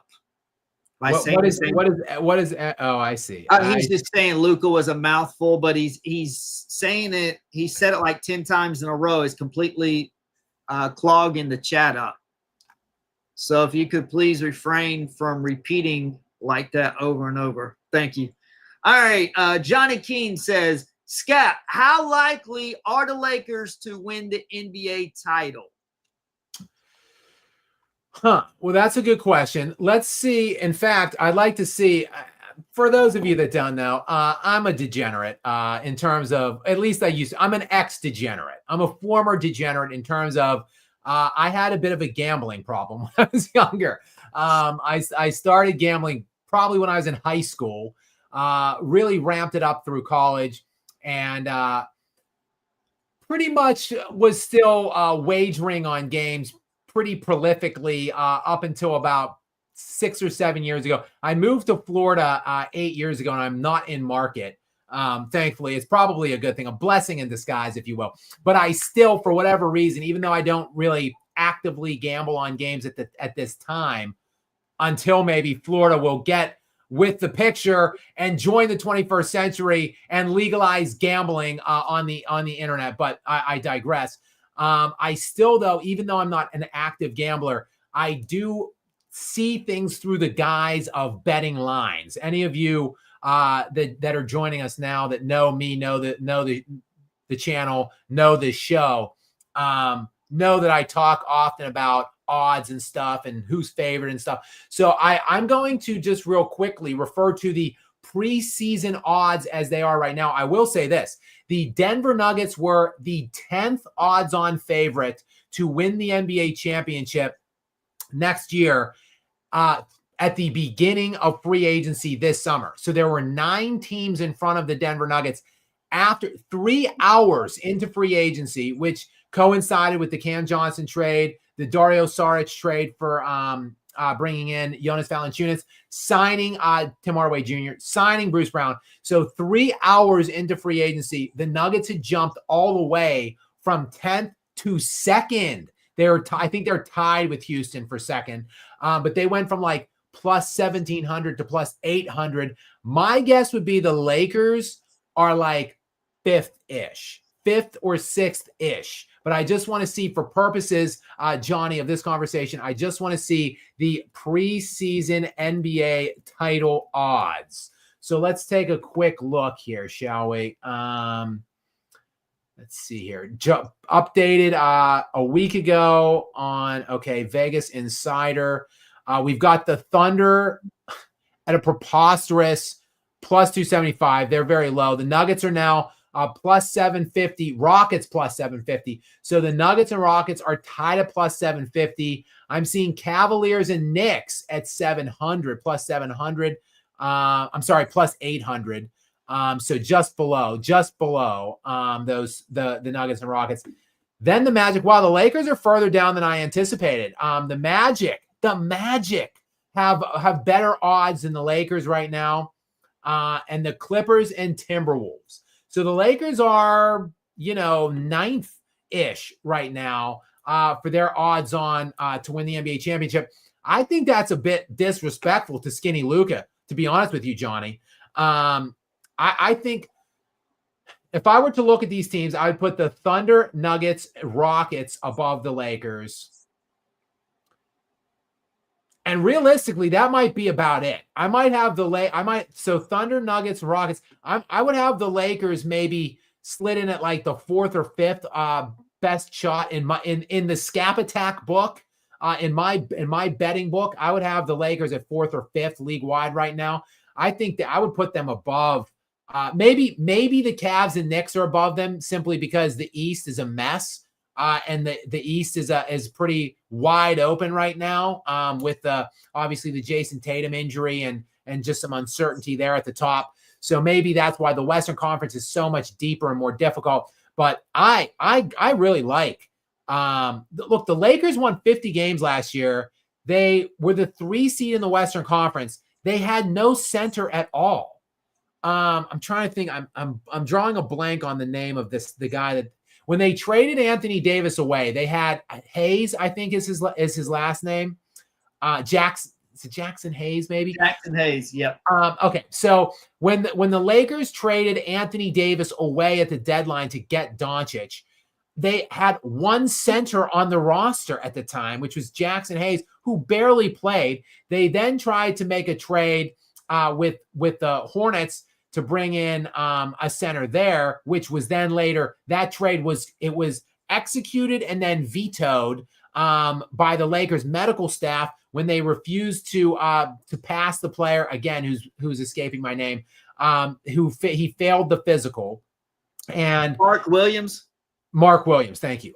So Mark Williams of the Hornets, a young, talented, athletic rim protector, a guy that would have been perfect on the receiving end of those lobs from Luka Doncic, but often injured. He's played like 50% of the games that he's been eligible to play in the NBA since coming into the league. And so not surprisingly, the Lakers medical staff did not clear him from that physical. And when that trade was vetoed, the Lakers were, as they say, SOL, shit out of luck.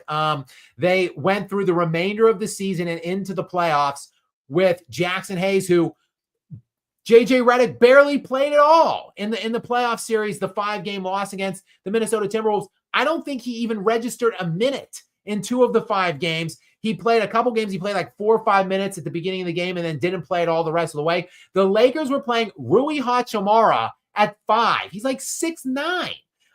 So they got decimated on the boards in one game, specifically that I recall. The Timberwolves would not stop chucking threes. I think they jacked 50 threes and missed mostly all of them. I think they were like 10 of 50 or something like that. But it didn't matter because Rudy Gobert looked like freaking Wilt Chamberlain out there against no front line at all for the Lakers. So now say what you will about DeAndre Ayton and his underachievement to this stage of his career. He's at least like a realistic, viable starting center in the NBA. So just that addition alone, I think, enhances their chances this year, like fairly substantially. And then, like I said, I like the Marcus Smart acquisition and now skinny Luka. So when you factor all these things in, they were 50-win team last year, 3 seed. I think I would put them higher than 9th or 10th right now, Johnny, to answer your question. Again, I've got them just below probably all Western teams. So all of my teams to win, the teams that I favor that to have the best odds to win the championship are basically all coming from the West. I like Oklahoma City. Then it's very tight between probably Houston. Oklahoma City, Houston, and the Nuggets are all very tight to me. And then in a tier below that, I would probably put the Lakers just then in next, along with maybe the Minnesota Timberwolves. And then in the East, probably the Cavs are the team I like the most out East, but they're going to have to prove it to me. They looked historic almost in the regular season in their first year under the head coach there. Atkins. So I like them to take a step up this year, be better this year, but they did not look very good. A lot of it was due to the injury, unfortunate injury bug that bit them in the playoffs. But they're going to have to prove to me that they can make a deep and solid run in the playoffs before I'm going to bank anything on them. I know Luka Doncic has done it before, so I would probably put him and his skinny self above the Cleveland Cavaliers. We've got the Incorruptible is back in again. Thank you so much for your continued generosity and support of us here, Incorruptible. I appreciate it as always. Gary, what is this most recent question or comment from the Incorruptible?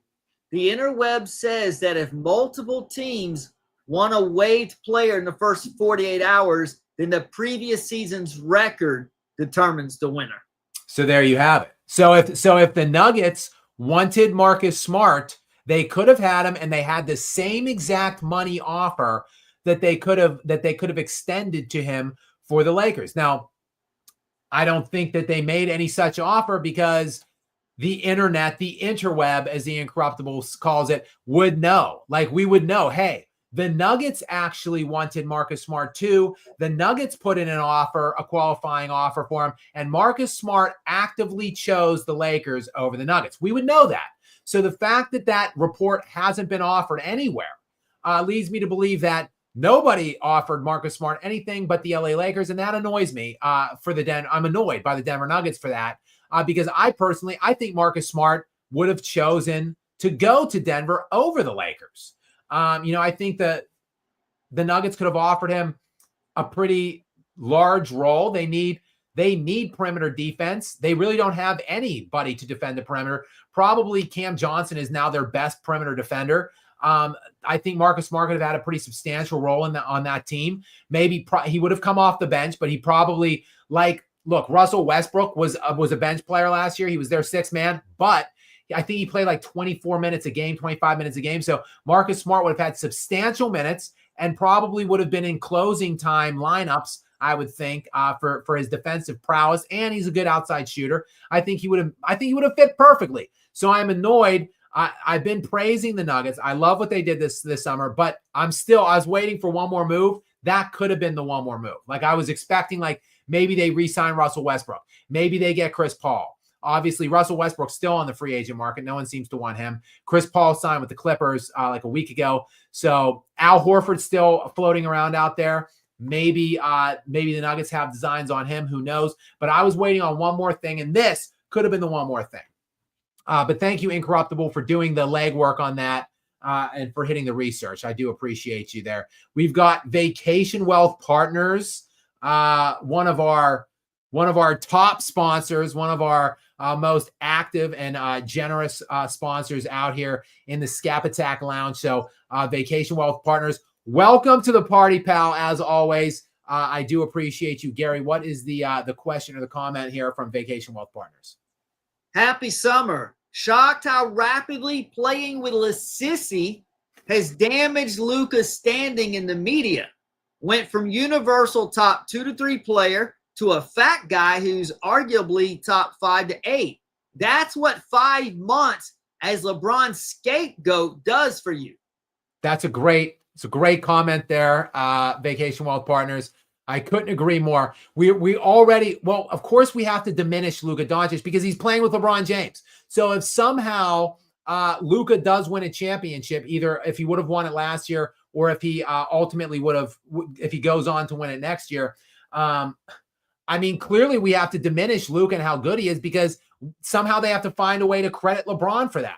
I wouldn't be surprised if they tried getting LeBron Finals MVP somehow if they would win, no matter what Luka was doing at that point. So this is a great point, and the way he's being reviewed and talked about now, it is crazy when you go back and look at what people were saying again just 2 summers ago when he went on that run and got the Dallas Mavericks into the NBA Finals. You know, people were talking about like he's of course he's the second best player in the NBA, or like maybe top 3. Of course, I think Nikola Jokic is the best player. I think he generally, the consensus within the media is that he is that. But after that, I think there was a general conversation going on as recently as 2 summers ago. Who's the next guy, though? So we've got Jokic. Is it Luka? Is it SGA? Is it Giannis? So, but now, to your point, Vacation Wealth Partners, now he's just this fat guy. But not anymore, because we have now ushered in the era of skinny Luka, who he looks thin and shredded, and he's got the muscularity now coming in. He's got the definition. I mean, if you look at what he looked like when he made his Lakers debut after the trade, it looks like Luka was eating his feelings after that trade. When he sat out, you know, he had missed a couple weeks with like a hamstring injury, and then he sat out a couple games still with the same injury after the Laker trade was executed. So he hadn't been on a court for like a month probably by the time that trade was made, I think. And he looked bad. I'm just gonna be honest. He looked pretty hefty at that point. And if you look at that, he played his way into shape though throughout the remainder of the season. But if you look at him from that, like when he made his debut to now, like it's startling. It is a shocking transformation. And it probably from that, if you take whatever he weighed at that point to now, it would probably be like 70 pounds. And he said in the article, he said that this is just the beginning. That if he stops now, he's done it for nothing, and this is something that he's looking to integrate into basically like his life for the rest of his career. Essentially, start taking this more seriously, his body and what he eats and stuff. So I'm excited for him. I'm excited to see what it means for him in his game this year, and I just hope that LeBron doesn't get to coattail him into a championship. That's kind of that's mainly what I'm hopeful for. Gary, I think I might have jumped one of these. No. Okay. Jacob. Yeah. I've got Jacob. Is it Melaconian? Am I saying that right? Do you think Jacob Melaconian 9028? I'll just go with Jacob. Jacob, welcome to the party, pal. Thank you so much for your kind donation here. And Gary, what is the question or comment here from Jacob? Hey, Skap, just wanted to give you a shout out and say thank you for going to bat for Kobe and cooking the haters. You're our voice. Named my only son, Kobe. Wow. That's awesome, Jacob. So, wow, that, man, I'm jealous. If I ever, it's like when Seinfeld, in the show Seinfeld, like George wants to name his only, he doesn't have a kid, but he wants to name his only kid after Mickey Mantle, and wants to name him, I think, number 7, which is the number Mickey Mantle played. And George tells a friend about it, and then they name their kid 7. So George is freaking out about it. I feel jealous, Jacob. I do not have a kid, but if I do, I would want to name my kid Kobe too. Damn it! Though my wife would probably have something something different in mind, I would probably speculate on that. But Jacob, as is always the case, I'll keep saying it. I thank you so much for supporting me and for watching those videos, commenting on them, sharing them if you can. That is all the thanks I really need. It's humbling that you guys do continue to thank me and stuff directly. I need no thanks. It is something that I take very seriously, defending and protecting the veracity of Kobe's legacy and his good name. And it's one of really the top reasons I started this channel way back 2 years ago. So it is my honor, privilege, and again, quite frankly, a duty to be out here for Kobe. So thank you, Jacob, for your kind words and your support. I appreciate it. Next in, we've got GK Lynn 27. What's up, GK brah? Welcome to the lounge. The waters, as always, are warm. Thank you for your generous donation here. And Gary, what is the question or comment? Why can I never appreciate LeBron, but as soon as Luka joins the team, I have visions of Kobe bequeathing him the next Laker great mantle. Keep up the good work. Smarter and better looking, Max Kellerman. Well, thank you. I appreciate that. And thank you for the kind words. I appreciate that too. And I'm with you. Look, why can we never like LeBron? I think the reason why I never liked LeBron, it had very little to do with his arrogance, his narcissism, his egotism. I don't mind that in great athletes. It's quite frankly, it is a common denominator in it is a common personality trait, I should say, in all great athletes, not all, but many great athletes. Quite frankly, in anyone that's great at anything, really a really high level achiever, most of them are arrogant or narcissistic in some way, shape, or form.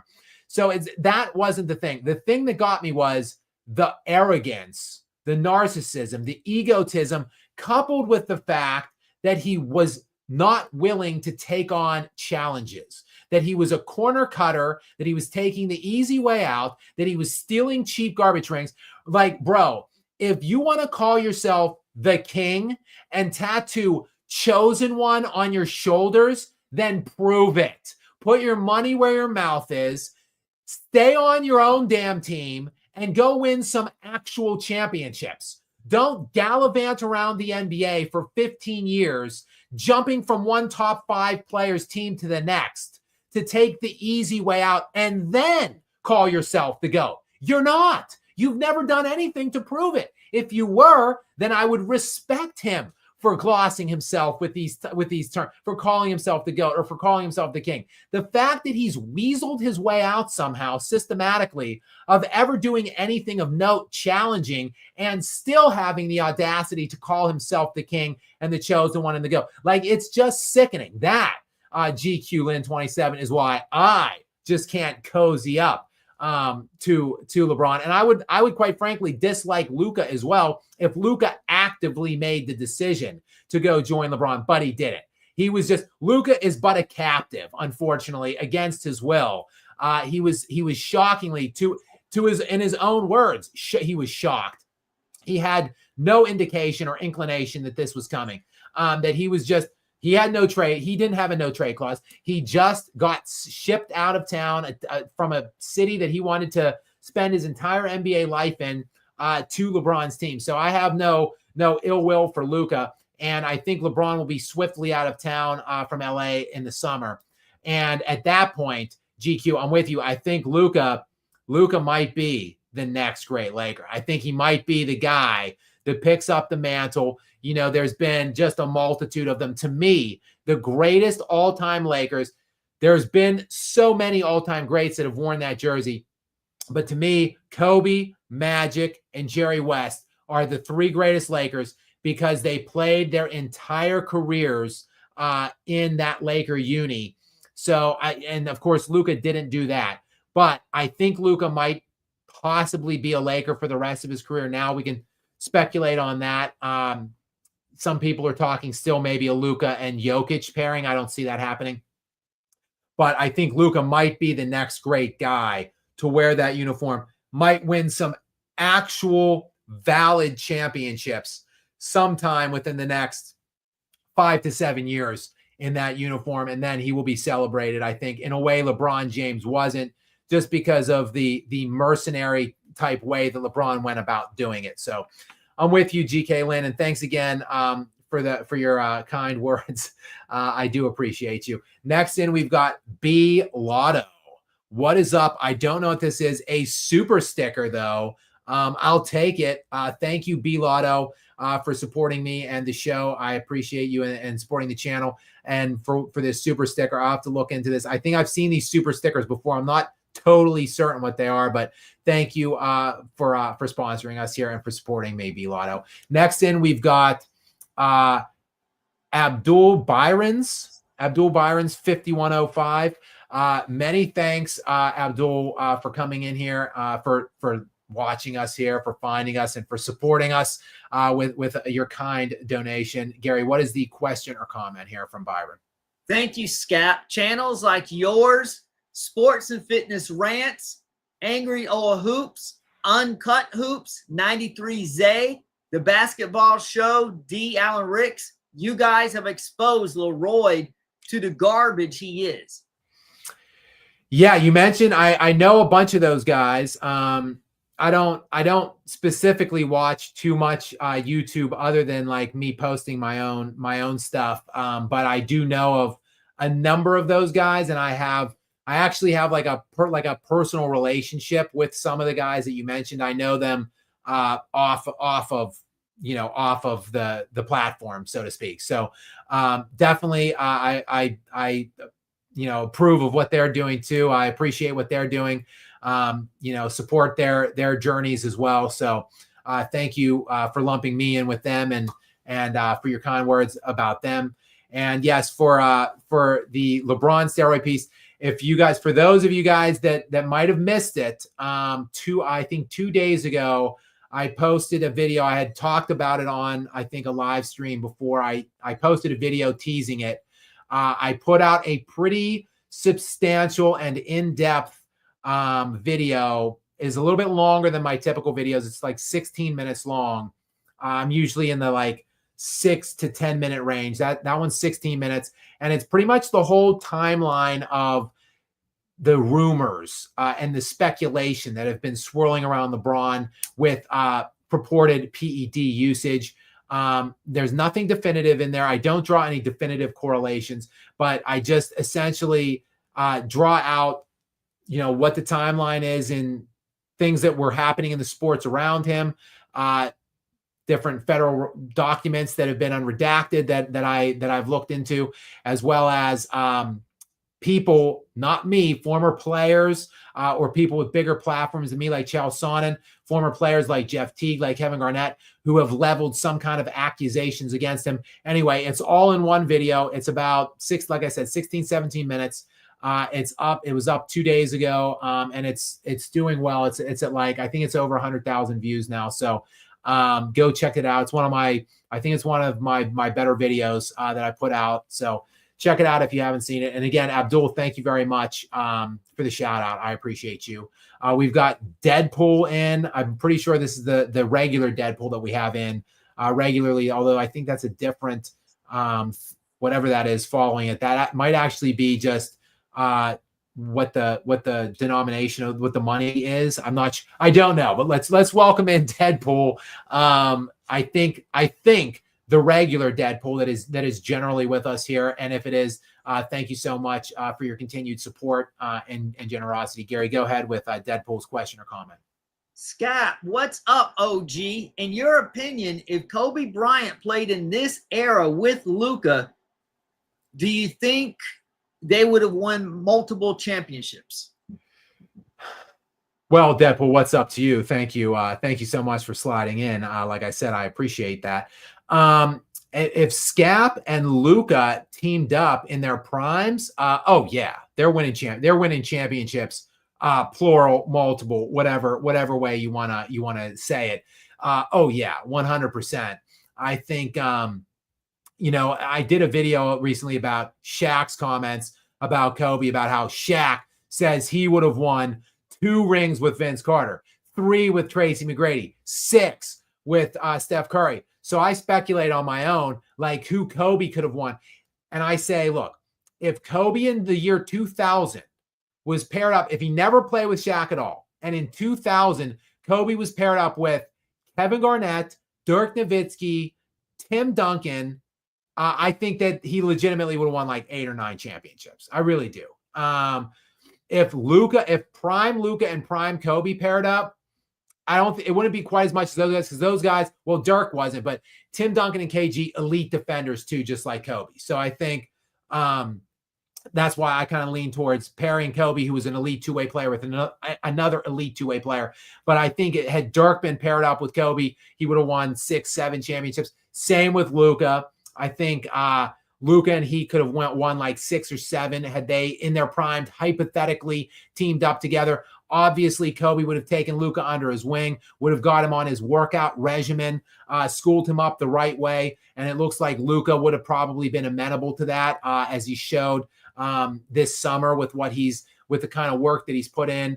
Again, 2-a-days in the weight room, spending more time in the weight room than on the basketball court, not touching a ball. Like, I'm envisioning him like Shep in above the rim, just training vigorously, working on game moves by himself at night, like at 2 a.m. with no ball. Like, these are the visions that I'm having now. So yeah. Oh yeah, Deadpool. Kobe and Luka, skinny Luka, which we know would have been skinny Luka pretty quickly had he been playing with Kobe all along. Yeah, multiple championships. I'm with you on that. We've got X Trigger Mortis X 7881 back in again. And Gary, you chided him, you scolded him for posting repetitively on the actual live chat area. So he just came in here in the sponsor area and offered up a super chat to make you read it. Go ahead. Luka was a mouthful for Wolf Spain's sister. I see you working out there, X. I see you. This is a PG show. We like to keep this family friendly in the lounge if we could. Minimal cursing, but I'll take the little innuendos as always. There are dogs watching. Luna is present. Is she not? That's true. Is she not listening? My little assistant / best friend, Luka. Luna. It's funny because my phone doesn't know what to do with Luka. When I try typing Luka in my phone, it auto corrects to Luna because I type Luna so frequently. But yes, my 11.5-pound Shih Tzu / best friend in the entire world / I guess she's my little assistant as well. She's always laying here. She's my PR person. She's laying here in her little bed here. And so yes, Gary, to your point, she is listening. I would pick her up, but she's sleeping so tenderly. So I don't want to disrupt her. Next in, we've got I am Haley 8. What is up, Haley? Welcome to the lounge. Gary, we've got some new sponsors here. I'm guessing they're not new to the lounge. I'm sure they've been in and around these Skap lives in the past, but some fresh sponsors here in the sponsor region of the lounge. So a couple names that I haven't read recently. So obviously we have regulars as well. I appreciate and love you guys as well, but just wanted to give a shout out to the new sponsors of today's show, including I am Haley 8. Gary, what is the question or comment from Haley? Late to the video, but the Lakers would sign LeBron for a 10-year contract if it means Jokic would be coming too, but that is not happening. That's a good point. I've been saying that the Lakers don't want LeBron back because they don't. I mean, it's pretty obvious if you're reading the signs that they just don't want LeBron. I don't think want LeBron now already. I think they already want to get rid of him. And they specifically do not have him offered any kind of a contract, nothing on the books, of course, for next year. I think they just want LeBron retired or out of town. However, if LeBron, maybe LeBron's trying to save his spot on the Lakers roster for the next year or two and is trying to figure out, what can I do to make sure that I stay put in LA through the end of my season. Oh, I bet if I facilitate a Nikola Jokic pairing with Luka, I bet that will earn me some good graces with this new owner, Mark Walter. So I think probably that's a good speculative shot in the dark there by Haley. I think you're right. LeBron could write his or LeBron could essentially just determine how much longer he wants to play if he delivers Nikola Jokic. But Haley, like I've been saying from the beginning, and like you also say, I don't think that's happening. Jokic is staying put, I believe, in Denver. And I think Luka is probably staying put in Los Angeles. He's a loyal guy. He didn't pick the Lakers. They picked him. But I think the fact that they went out actively, wanted him, pursued him, pulled him out of Dallas because Dallas clearly didn't want him. And now they are basically just getting rid of LeBron for Luka, to build around Luka, to turn the team over to Luka. I think that display by the Lakers of loyalty to Luka, I think knowing what a loyal guy Luka is, I think he will reciprocate. And I think Luka will likely be a Laker for the rest of his career. So I just don't see a pairing. Everyone's talking about it, about how fun it would be because of how well their games complement each other with Luka Doncic and Nikola Jokic. Also, they're both great friends off the court. It would be blissful basketball for sure to see unfold, but I just don't see it. I don't think a pairing between them is in the works. Not even with the king LeBron and his business partner Maverick Carter doing whatever the hell they were doing with Jokic's agent Misko Raznatovic in the south of France. I just don't see it either, Haley. All right, next we've got from Serbia. What is up, Ivan BG6212? What's up with you, Gary? What is this? What is this question or comment? I think I see some more Serbian brethren coming in down in the chat, but go ahead and read this one first and foremost from Ivan. Get ready for annual ESPN drooling all over LA Lakers and Clippers, or better, LAG geriatrics and Houston. Only for OKC Denver matchup in Western Conference Finals, I hope. Yeah, Ivan, I'm with you. Obviously the LA, the huge market there. The big marquee players on the Clippers now. You've got Chris Paul coming over to join James Harden and Kawhi Leonard. Obviously, that's sexy and enticing for the mainstream media. And then, of course, the Lakers with skinny Luka Doncic and LeBron James, the media's golden boy and their GOAT for sure. So I think LA is going to be monopolizing and dominating a lot of the commentary, at least in the mainstream next year. And of course, Houston, yes, is going to be favorited as well. I'm interested to see how many national television games Houston gets on the docket next year. I think the KG thing is big time. I think it makes them really appealing, from a marketing standpoint as well. You're spot on the money. OKC, meanwhile, defending NBA champions. Denver, though, the best player on earth, as we know, Ivan. You and I know it. So I think I could see, 100%, I could see, look, Houston is going to be in the mix. I think Houston was the 2 seed this year. So they won a couple. I think they might have won 52 games. Denver won 50. Bringing on KD, he's going to miss probably 20 games at least. So who knows what happens from that standpoint. And look, the Nuggets have injury concerns as well. But I'd say OKC is going to be, they nearly won 70 games this year. They're probably going to be the 1 seed again, win the most games. Other than that, I think it's a battle between Denver and Houston for the 2. And if Denver gets that 2, I very easily could see just what you said, OKC and Denver in the Western Conference Finals. And hopefully, with all this newfound depth that Denver has at play, hopefully they can find a way to get over that hump in whatever the game 6 or 7 and get the win and advance on into the NBA Finals. Next, the Incorruptible is back in. Welcome back into you, Incorruptible. Gary, first of all, my hair just keeps falling on my face, guys. I'm sorry. I just have to get that out. I actually, before you read the Incorruptibles, my dad texted me with a message from which I saw about a half an hour ago. The text reads, "Mom says, fix your hair," with 2 exclamation marks. So my mom is not feeling my hair right now. I am, guys. People, you guys have commented on my hair a bit in the chat. I saw in the live chat, people are commenting on it in the videos, which is funny to me. I am just growing my hair out. So it's getting a little bit longer than it has been in several years. So it's just doing weird, crazy things, and it keeps falling in my face, and it's bothering me. So I apologize. But go ahead, Gary. Read this message, this latest donation from the Incorruptible, and thank you for whatever your 4th or 5th super chat here of the day, Incorruptible. I appreciate it. I may have misled. Worst record gets first choice. Right. Yeah. That makes sense. So the Nuggets had a worse record than the Lakers.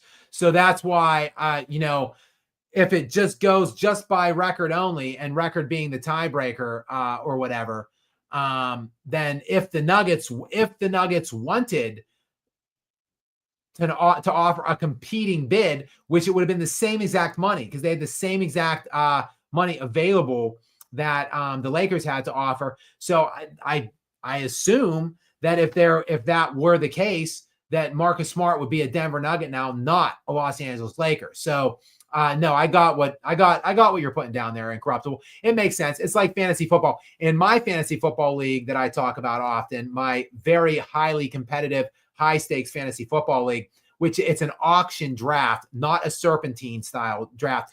And we do fab money. So we do blind bids for free agency money. But I am aware that the stereotypical kind of way you bid on players or pick players up in fantasy sports is by that same waiver metric. Like the team with like the worst points or the worst record or whatever gets the first stab at new players, which makes sense to me that you want to, incentivize worse teams, give them the option to get better over a better team. So it makes sense. But in this case, the Lakers had the better record. I think they actually had the same. I think the Nuggets and Lakers both won 50 games even last year. However, the Lakers had the tiebreaker. By virtue of that tiebreaker, the Lakers were the 3 seed and the Nuggets were the 4. So theoretically speaking, I would think that if the Nuggets put in a bid, the tiebreaker would go to the Denver Nuggets. Next, and we've got Ivan. I think Gary might be on the phone. It's okay, Gary, if you are. Just give me a thumbs up if you're on the phone and I can read this one. We've got Ivan BG6212 back in from, again, another one of my Serbian brethren, the Serbian contingent that I have here. Oh, wait, Gary's back in. Go ahead, Gary, and read Ivan's most recent question or comment.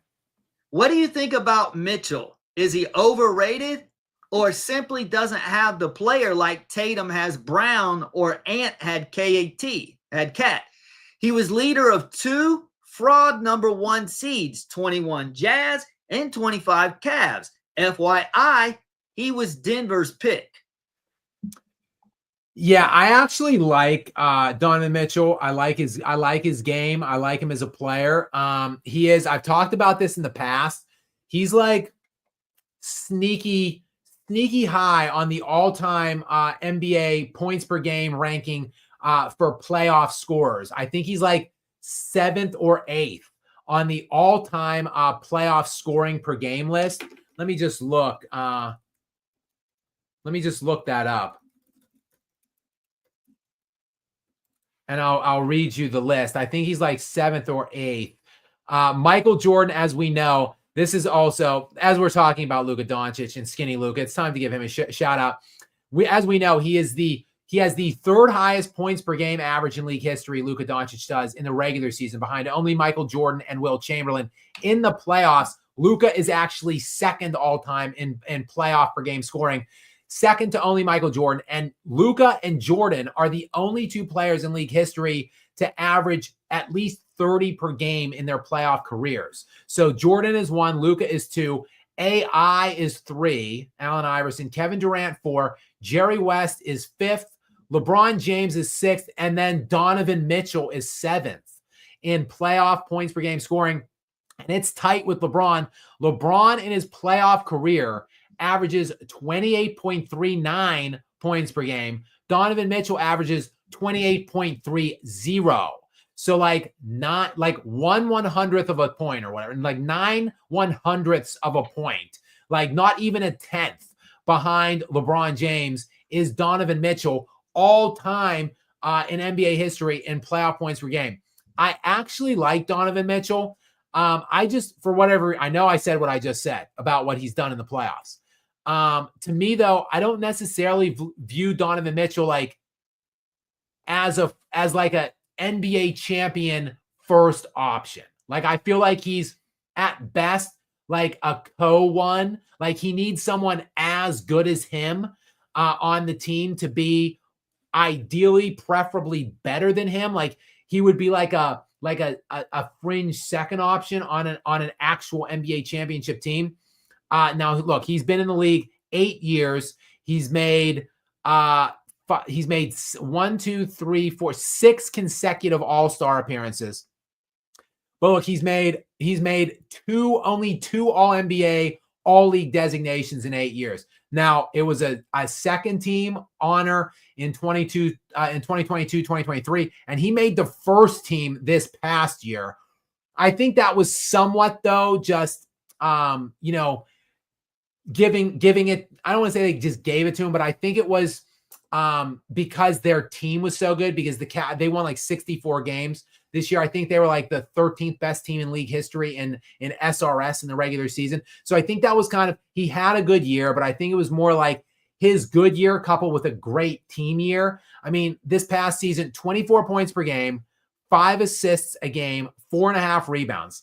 I mean, 24, 5, and 5, like in this modern era of scoring where it's like 114 points per game, like that's okay. Like it's an all NBA selection, probably, maybe third or possibly second team. That doesn't jump out at me as a first team selection. So I think the problem with Donovan is he's a great player. He's a fringe top 10 player. I would probably put him somewhere between 10 to 13 in the league wide, but he just isn't like the guy on a championship team, I don't think, which is the problem with, it's why he's never won an NBA championship, though he has been exceptional at times in the playoffs, as evidenced by the fact that he is, again, just like basically tied with LeBron in terms of playoff points per game scoring. Pretty impressive there by Donovan.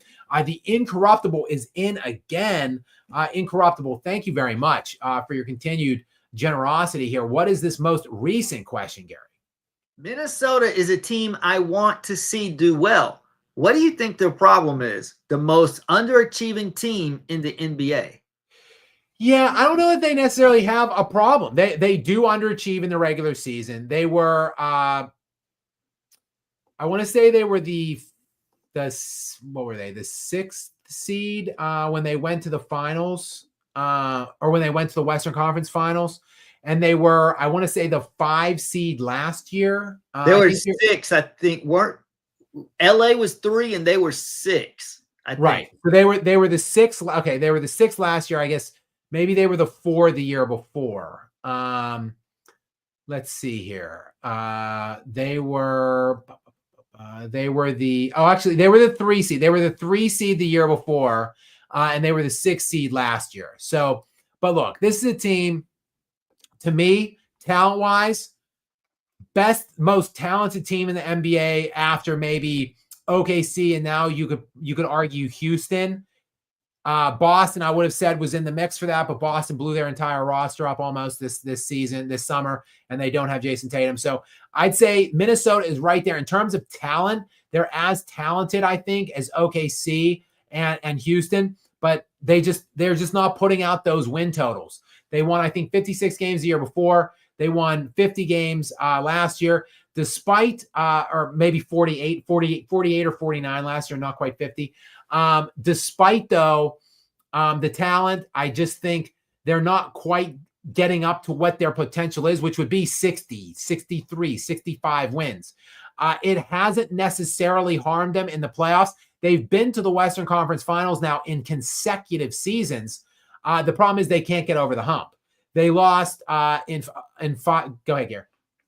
Anthony Edwards' inconsistency. For them to go to another level, he has to be more consistent, especially in the playoffs. I think that's probably why they're underachieving. Yep. No, I agree. And that's kind of where I was working towards. They've been in the Western Conference Finals 2 years in a row, but they've won only one game in that conference finals in both of those series. So they've been gentlemen swept in both of them.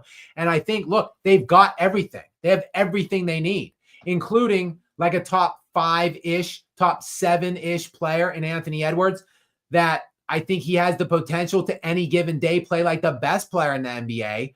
I think it's time for him to ascend to that next. He's never made a first team selection, though. I think it's time for him to become a first team All NBA selection this year, be a viable MVP candidate all season long, and then in the playoffs, play with consistency throughout every game, every series, like show up. I think the reason they failed is just because he hasn't lived up to what the media has been trying to make him, which is one of the best players, arguably the face of the NBA. If that is the title or the moniker that the media wants to bestow upon him, it's time that he starts proving it and playing like it when it matters most. In the playoffs, he hasn't, by and large, when it's really mattered for the last 2 playoff runs that he's been a part of. Now, look, there's no shame in them losing to OKC last year. I still, though, think if Nikola Jokic took that team to 7, if the Indiana Pacers took that team 7, the Minnesota Timberwolves had no business getting gentlemanly swept by them in the Western Conference Finals. And then in the year before, I think there's no doubt that Anthony Edwards choked and Luka just destroyed him head to head in the West Finals the year before. So I think really that's what Minnesota is missing is just him, Ant-Man, to be the guy when it really matters in the postseason. So it'll be interesting to see what they have in store for this season. They've made some humongous. They've paid some humongous money to guys. I think they gave Naz Reid 5 years, $120 million to be a 6th man, to be their 6th man. They're paying a bench player $20 million a year. Which is crazy. I think they threw a ton of money at Julius Randle as well. I think they extended him. So they've paid out the money. They lost a big loss for them though.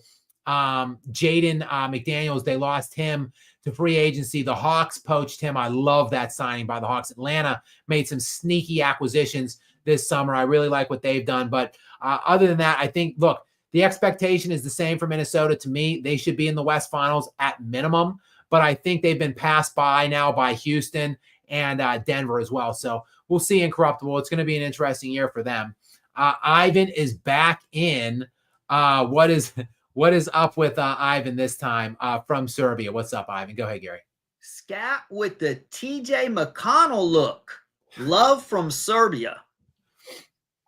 Thank you, brother. Thank you, my Serbian brother. I've got a couple guys that I talked to from Serbia. So I always and I've messed up his name yet again. By the way, it just struck me. It just hit me that I've messed his name up. I need to go back in and listen. In fact, I'm just gonna do it right now, Gary.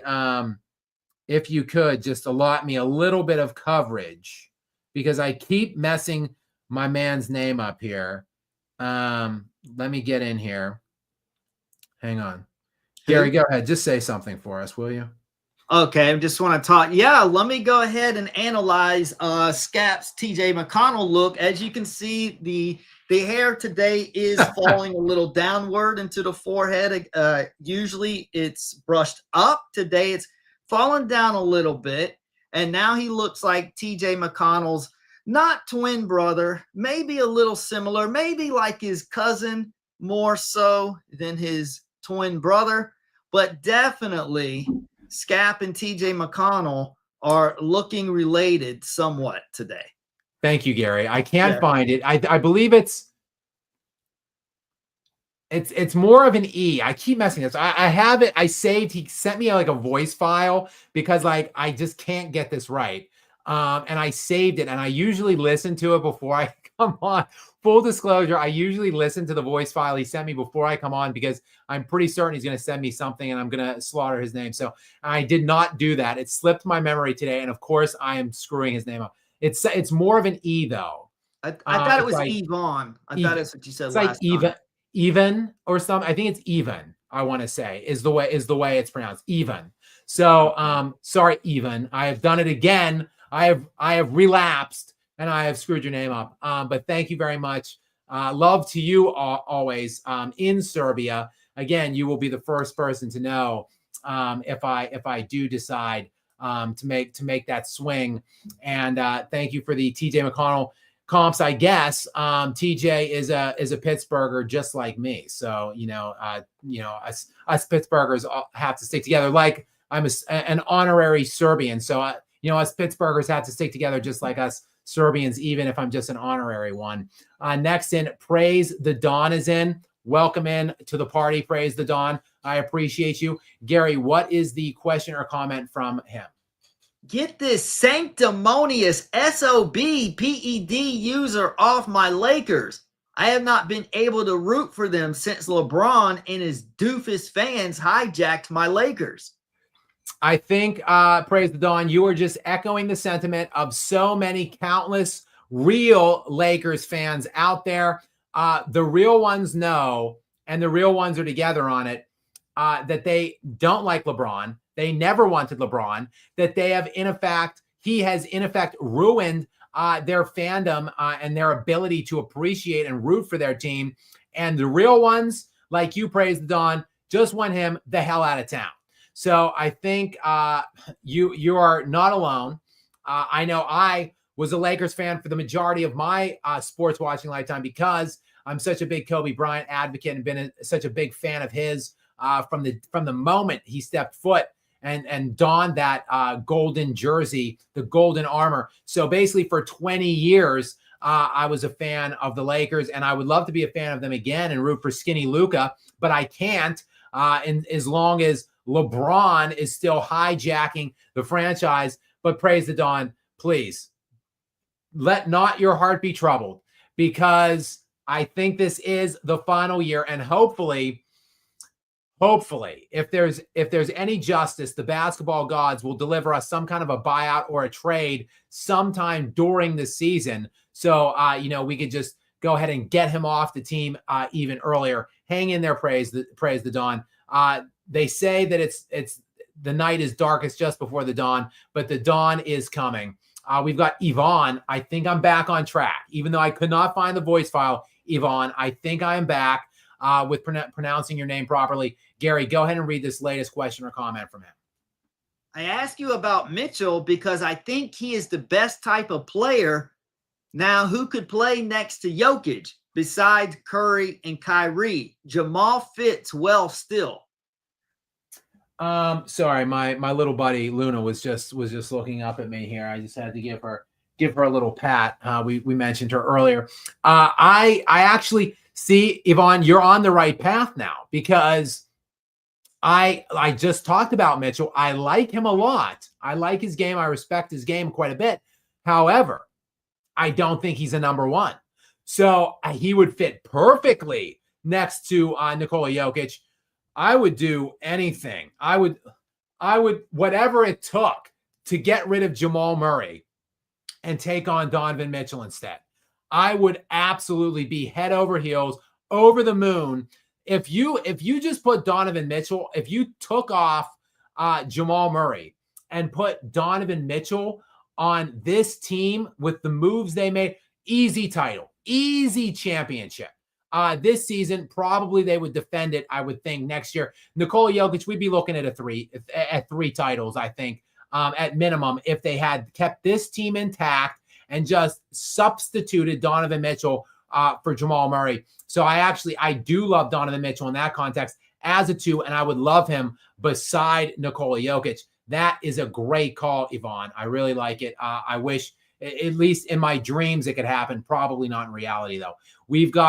Go ahead, Gary. Go ahead. They could have Donovan Mitchell in Jamal Murray if Jamal Murray was consistent. He's such an enigma because he can play so well and then plays so poorly. He's so inconsistent. If he was consistent, they'll win a championship next year. If everyone's healthy and Jamal Murray plays like Jamal Murray can, they will win the championship this year. I agree. I agree with that. If we get playoff Jamal, so like 2023 Jamal Murray, and there's no injuries because again, he's injury prone, Aaron Gordon's injury prone, Cam Johnson's injury prone. So if we get a clean bill of health for the Nuggets and we get playoff Jamal, yeah, the Nuggets are winning the chip. There's no doubt. There's no doubt in my mind because Nikola Jokic is that freaking good. All he needs is these guys to play healthy and for Jamal Murray to play up to his top potential, and they will win they did already in 2023, and they will again. Okay, we've got Space Mountain 5624 in next. Space Mountain, thank you for your, again, kind donation, you guys. Thank you so much for coming out and sponsoring the show. I appreciate it.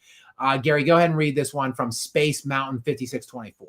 Love the channel. If LA Lakers owners don't want La Epo, do you think they'll get rid of JJ Redick too? I do. It's an interesting question, Space Mountain. I think for sure, as I've been saying, and I've been doubling down, I made a video about it earlier in the summer, and I'll continue to double down on it. I think the Lakers are done with LeBron. I think they want him out of town. I think they wished he wouldn't have picked up the player option this summer, and I think they will not offer him any kind of a contract next one. With that said, JJ Redick actually, I think, had a pretty successful season this year. I think the fact that they won 50 games, were the 3 seed. Like the Lakers have been in the play-in tournament for like 3 straight years or something like that leading into this. So I think JJ actually, to me, JJ was better than anticipated. I was making fun of it all summer. I thought it was ridiculous hiring. And JJ actually, look, if he had, I think if they weren't as injured as they were, and they didn't have crazy amounts of injuries last year, they had AD. AD didn't get hurt till after he left, and LeBron played most of the year. But they had like that. Some of their secondary players missed a lot of games last year. I think the Lakers could have won a couple more games than they did. 50 in the 3 seed was kind of impressive. Now, I was not enthused with JJ's managing of Jackson Hayes in the playoffs. I think you had to play him, even if it was hurting your offensive sets or whatever. You just were absolutely getting massacred on the glass. Like they were getting crushed on the glass, and it really cost them that series. So we'll see. I think I don't want to cop out here, Space Mountain, but I think it's a wait and see approach. If JJ takes the next step and is even better this year, if the Lakers go further in the playoffs, if they win more games in the regular season, I think maybe they retain JJ and let LeBron go. Other than that, yeah, I don't think it makes much sense, because just like Bronny is there because of LeBron at LeBron's behest, I should say, JJ is there only because LeBron made it so. So, I mean, if no LeBron, does that also mean no JJ? I think we have to wait and see. I think JJ's been better, though. I'll give him this. He's been a lot better than I expected to this point. And he did make the comments in the aftermath of that loss about how everybody needs to come back in shape, kind of shading more fat shaming of Luka. So I don't know what if any kind of role he played in facilitating skinny Luka, but maybe he played a role in that as well, in which if he did, he should get some kind of a credit or shout out for that. Finally, we've got the Incorruptible back in yet again. Incorruptible just making it rain here in the super chats today. Thank you so much. Gary, go ahead and read this latest one from the Incorruptible. Filling in for Xavier. Who wins 1-on-1, MJ or Kobe? Yeah, we've got no Xavier here today. Xavier DeGod, who is a regular, generally all over the comments and the videos, and comes in with various super chats about hypotheticals, rankings, one-on-one matchups, 3-on-3s. So thank you, Incorruptible, for filling Xavier's shoes here in today's live stream in the lounge. I appreciate it. It's just such a tough question. To me, the I'd say the 2 best one-on-one players in NBA history, 2 of the best full court players in NBA history. I'd say 2 of the 4 or 5 greatest full court players, meaning guys that did it on both ends of the ball. So they're both similar height, weight. It's just so difficult to pick a winner here.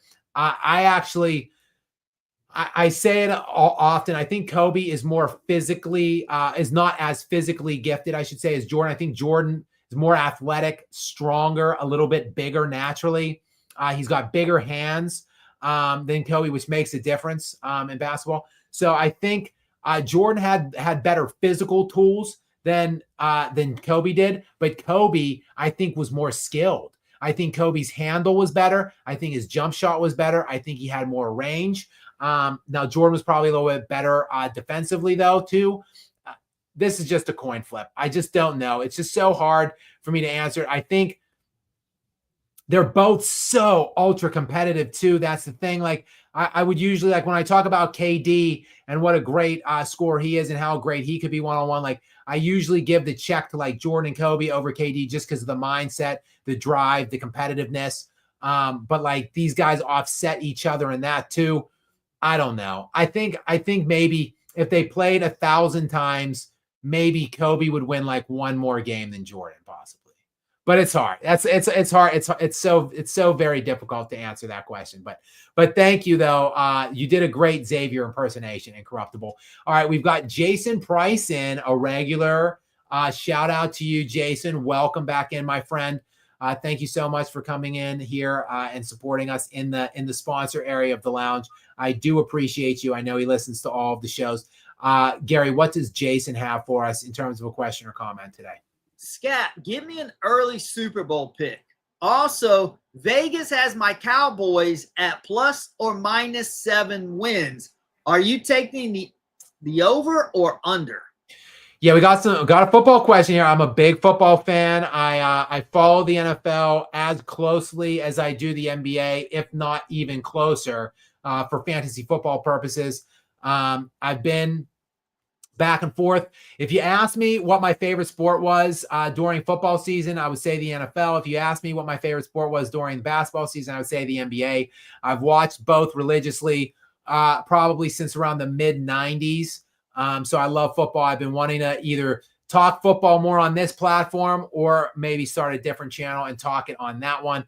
Definitely want to get into football coverage and talk NFL stuff coming up here really shortly. Hopefully in August, I might start doing something content-wise from that standpoint. But to answer Jason's question here and now, I take the over on the Cowboys. Let's start with the easier question of the two. The Cowboys, I think they're going to have a rebound season, a bounce back season, if you will. They were just doomed last year. Their defense stunk by and large. Took a huge step back from the year before in that capacity. Their running game was an absolute mess. They tried to do some kind of a timeshare with Zeke Elliott, the remains of Zeke Elliott, the bloated carcass of him, the ghost of Ezekiel Elliott, and Rico Dowdle. That was their running back. And they thought so highly of Rico Dowdle, who did come on a bit at the end of the season, but they thought so highly of his work that they let him go for like $1 million. I think he got like $1.5 million in on the free agent market. So they really didn't think very highly of him either. So their run game was an absolute mess. They were basically like the worst rushing team in yards per attempt last year, which really put the handcuffs on Dak, brought it freed up extra people to go out in coverage. And, and then he got hurt. Dak missed the back half of the year. So I really do like the Cowboys. Now they're in a tough division. The Commanders, they got to the NFC Championship game last year where they played the Eagles, who eventually won the Super Bowl. So two of their divisional mates were in the conference finals last year. So it ain't an easy division. And I'm not saying the Cowboys are going to win it, but they'll win more than 7 for sure. They made some nice free agent acquisitions. Dak is going to be back presumptively and healthy. So that was the easy end. As for the Super Bowl pick, oh boy, you're putting me on the spot here, Jason. Who I would love to see in the Super Bowl, if it was who I could get to see or who I would want, it would be Detroit and Buffalo. That's what I wanted to see last year. Obviously didn't get it. I would love to see Detroit and Buffalo in the Super Bowl and Detroit winning the Super Bowl. Shout out to my main man, Danny Campbell, the head coach there, who I love. And Amon-Ra St. Brown, who is one of my favorite players.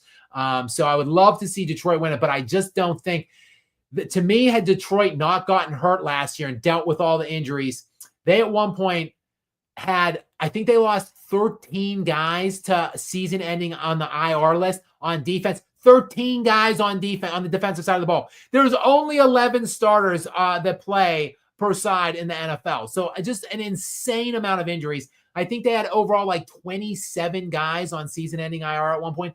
To me, Detroit was the best team in the NFL last year. They had a historical offense, probably the defensive player of the year in Aiden Hutchinson, if he didn't break his leg in half halfway through the season. Detroit would have beaten the Eagles in the playoffs last year and humiliated Kansas City in the Super Bowl, just like the Eagles did to them, had they not had a historic, unprecedented amount of injuries. But I think, unfortunately for Detroit, that was their window last year because their schedule is absolutely brutal this year. I don't see them getting back. The Eagles are stacked. Like, I could see the Eagles running it back into the Super Bowl.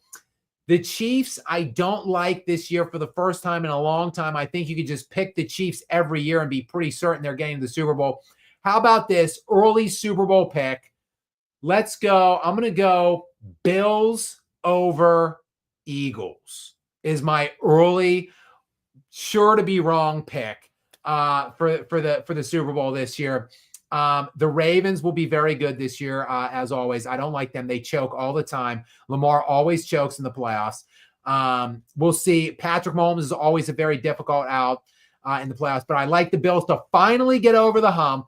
They've been flirting with it for years. I think they finally get over the hump and get into the Super Bowl. And not only that, win the Super Bowl finally, erasing all of the ghosts from the mid-90s where they lost 4 straight Super Bowls. Great question, Jason. Always love to talk football. Appreciate you and appreciate that question. Next in, we've got, I'm gonna go with Fernali. Fernali, Gary, does that sound right to you? Yep. Okay, thank you very much, Fernali. Again, a lot of new people here into the sponsor area of the lounge. Guys, thank you so much again for your continued generosity here and supporting us in the live. And thank you guys, everyone that turned out today. Again, a pretty good turnout for just some random day that I decided to turn up and talk junk about sports. Gary, what's the question or comment, though, from Fernali? TikTok debate panel, 500 users today debating who had the most help between MJ, Curry, Kobe, LeBron. It was almost unanimous that MJ had the most help and that Pippen was the best two ever. Hashtag revisionist history. That is insane. It's why I'm not on TikTok, although I probably should be, to set these fools straight. Fernali, what was the average age, I wonder, on that TikTok panel of 500 users? Like 16, 18, 21 maybe? Because nobody that's been watching the sport for like 30 years would ever be able to make that claim. And how did Kobe even get on that list? Kobe played with Shaquille O'Neal till he was 26. Kobe played 8 of his 20 years in the NBA with Shaquille O'Neal. And then at the age of 26 to the age of 37, when he retired, he played with one other top 75 player, and that was Steve Nash in the 2012 season when Steve Nash was 38 years old, totally washed, and missed 32 games due to injury. How did Kobe Bryant even get on that list? It's crazy to me. MJ, look, people talk about he had a super team, whatever. He would have. For some reason, Dennis Rodman constituted a super team in the second three-peat run, which is crazy talk. Dennis Rodman was in his mid-30s and averaging like 4 points per game at the time that he came and joined that Chicago team. Tony Kukoc is in the Hall of Fame, but he makes the Hall of Fame based on his international play. He never made one single All-Star appearance, never All-NBA designated ever throughout his entire career. Basically, all Jordan had in terms of like an All-Star player was Scottie Pippen, one all-star player for Jordan's entire career to win 6 championships. And Pippen is whatever, by consensus, around 30 to 35 all time in NBA history. All right, I'll give him that. Like, I don't know. I think I would have him around 35 to 40, maybe. If you say he's maybe 27 to 32, whatever, we'll meet in the middle and go with 30th. So Jordan had like the 30th best player in NBA history, like, and that was it. And like no other All Stars. Look at the people that LeBron James has had on his team. He had Dwayne Wade, who is like the 3rd or 4th best 2 guard ever, along with an 11-time All-Star in Chris Bosh.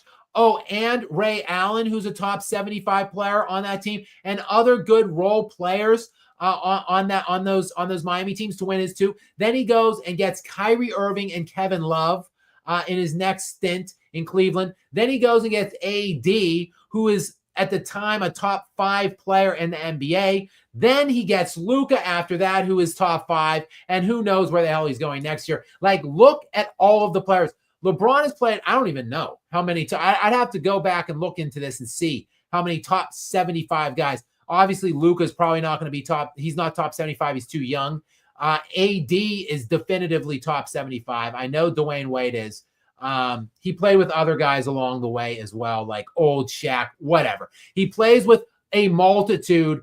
LeBron had like 2 perennial all-stars on every team he was on, essentially, for like an 8 or 9 year stretch in his prime until he got to AD's team, who was a top 5 player. Like, this isn't even a conversation. You could throw Curry in the mix for sure, though, and say that he had an equivalent amount of help. I think LeBron had more than Curry personally, but Curry plays with, throughout much of his career, mostly all of it, Klay Thompson and Draymond Green, who are going to be 2 consensus Hall of Famers.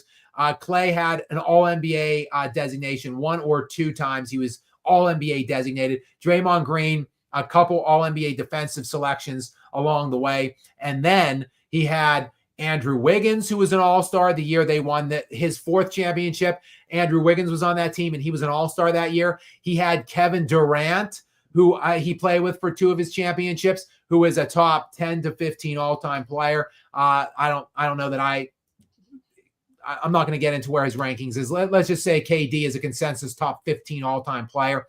So, I mean, you can pose the question between those 2. I think LeBron would be the answer. But the fact that a 500 user panel on TikTok was near unanimous that MJ had the most help, like, that is insane. It's just pure insanity to me. Like you said, Fernali, hashtag revisionist history. It's crazy. Next thing, we've got Deadpool back in. Brother, thank you again for being here. I do appreciate you. Gary, what's this most recent question from him? Skap, what does Kevin Durant have to do to silence the critics and put himself in the top 5 conversation? Top 5 conversation, Deadpool. I think he might need a time machine in order to get top 5. I don't know anything KD personally can do, at least for me, to get his way into top 5 discussions at this point at 37. But I think if he gets another ring, if he wins a championship in Houston, I think from a talent standpoint, I think they're as talented as any team. I think them, Minnesota and OKC have an equal amount of talent. Maybe probably OKC is the best team of those 3, but Houston is up there. I think Amen Thompson is I think he's gonna be in an emergent season. I think he's gonna take the next step into superstardom this year. And then, God, why is his name escaping me? Baby Jokic, the Euro on there. Gary, why about Jonas, the new guy they signed? No. The God, hang on. Big fan of the kid. Just can't think of his name right now. Think when on Houston? Yeah.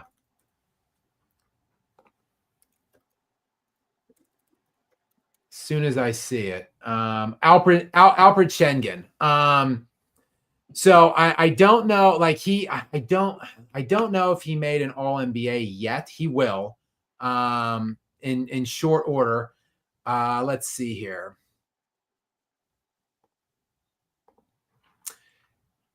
He has made, let's see here. Alfred Schengen he made his first All-Star team last season. He is only 22. He's been in the league 4 years.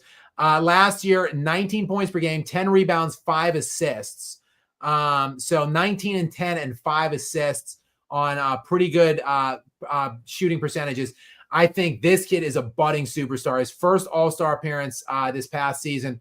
I think he's going to become a perennial All-NBA kind of caliber, like top 3 All-NBA caliber team. I think he's going to be a top 15 player. So the team, look, the Houston is a very talented team. Again, I mentioned the Dorian Finney-Smith signing. They've got depth. They've got frontline talent. They've got defense. They've got a great coach. With all that said, the perception of this team is that it isn't a super team, that it wasn't a gravy train jump by KD, that it's not some mercenary build, that they actually need him. And that position buoyed by the fact that Houston lost in the first round of the playoffs last year. So if KD comes in here now and wins a championship to be his 3rd championship and won probably what will be viewed as his best championship, I think he's going to be in legit top 10 conversation, Deadpool.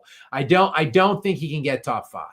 I mean, okay, if he three-peats now as the best player in his late 30s, okay, I guess he would be in top 5. But that's just fantastical shit that's not going to happen. So I think what's realistic for him to win one here in Houston in the next 2 seasons, and I think he'll be a pretty declarative top 10 conversation then at that point. Not saying he would necessarily be in mine, but I think consensus would have him there. But good question, Deppel. I just hope LeBron can crack the top 20 by the time he retires, top 20 of all time. We'll see. Only time can tell. Some people on here probably don't have LeBron top 50. Okay, we've got Fernali back in. Go. Okay. Go. He is responding here to the Deadpool question. Go ahead, Gary. KD isn't even top 15, let alone top 5. Hashtag drinking Trader aid. I think I don't know. Look, that BS Bleacher Report or whatever they're called, that list that slandered the ever-loving hell out of Kobe that came out like 10 days ago that had him dropping to 11th.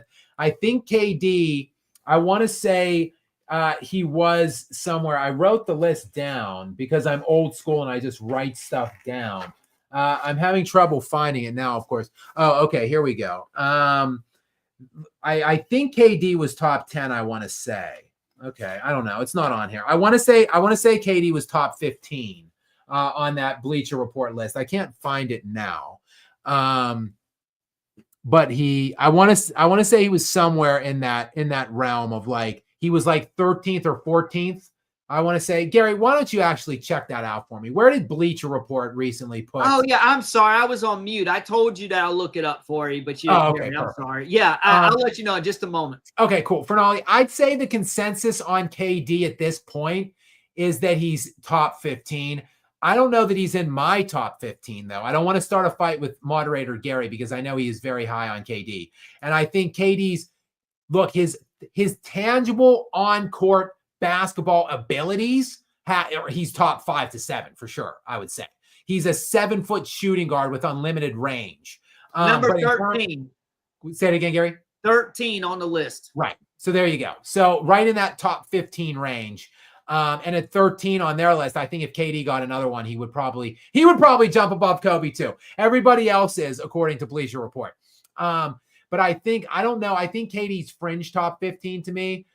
He's closer just from what he's achieved on the court in terms of like when I'm looking at his whole resume, he's closer to out of top 15 than he is to top 5, in my opinion. But I think the consensus would be if he wins one this year, he would probably be in the for sure top 10 combos then. And I think I would move him. He would be like 12 or 13 then on my list. I think he would be definitively top 15 if he got one this year, I think. But thanks, Fernali, for chiming in on that. We've got Wolfsbane back in again. Wolfsbane, shout out to you and your sister who's a big Luka fan. What's this most recent question or comment from Wolfsbane, Gary?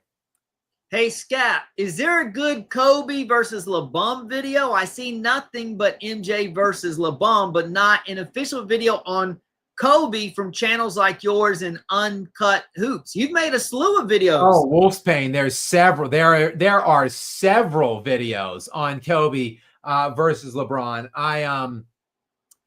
I've made probably, I would say, at least 10 videos specifically on Kobe and LeBron specifically. Now, I know I've made far more than 10 videos on LeBron alone and far more than 10 videos on Kobe alone. But a specific video, which is the topic primarily is just Kobe and LeBron, I would say there's at least 10 that I've made. There's like 4 or 5 specifically that are coming to my mind.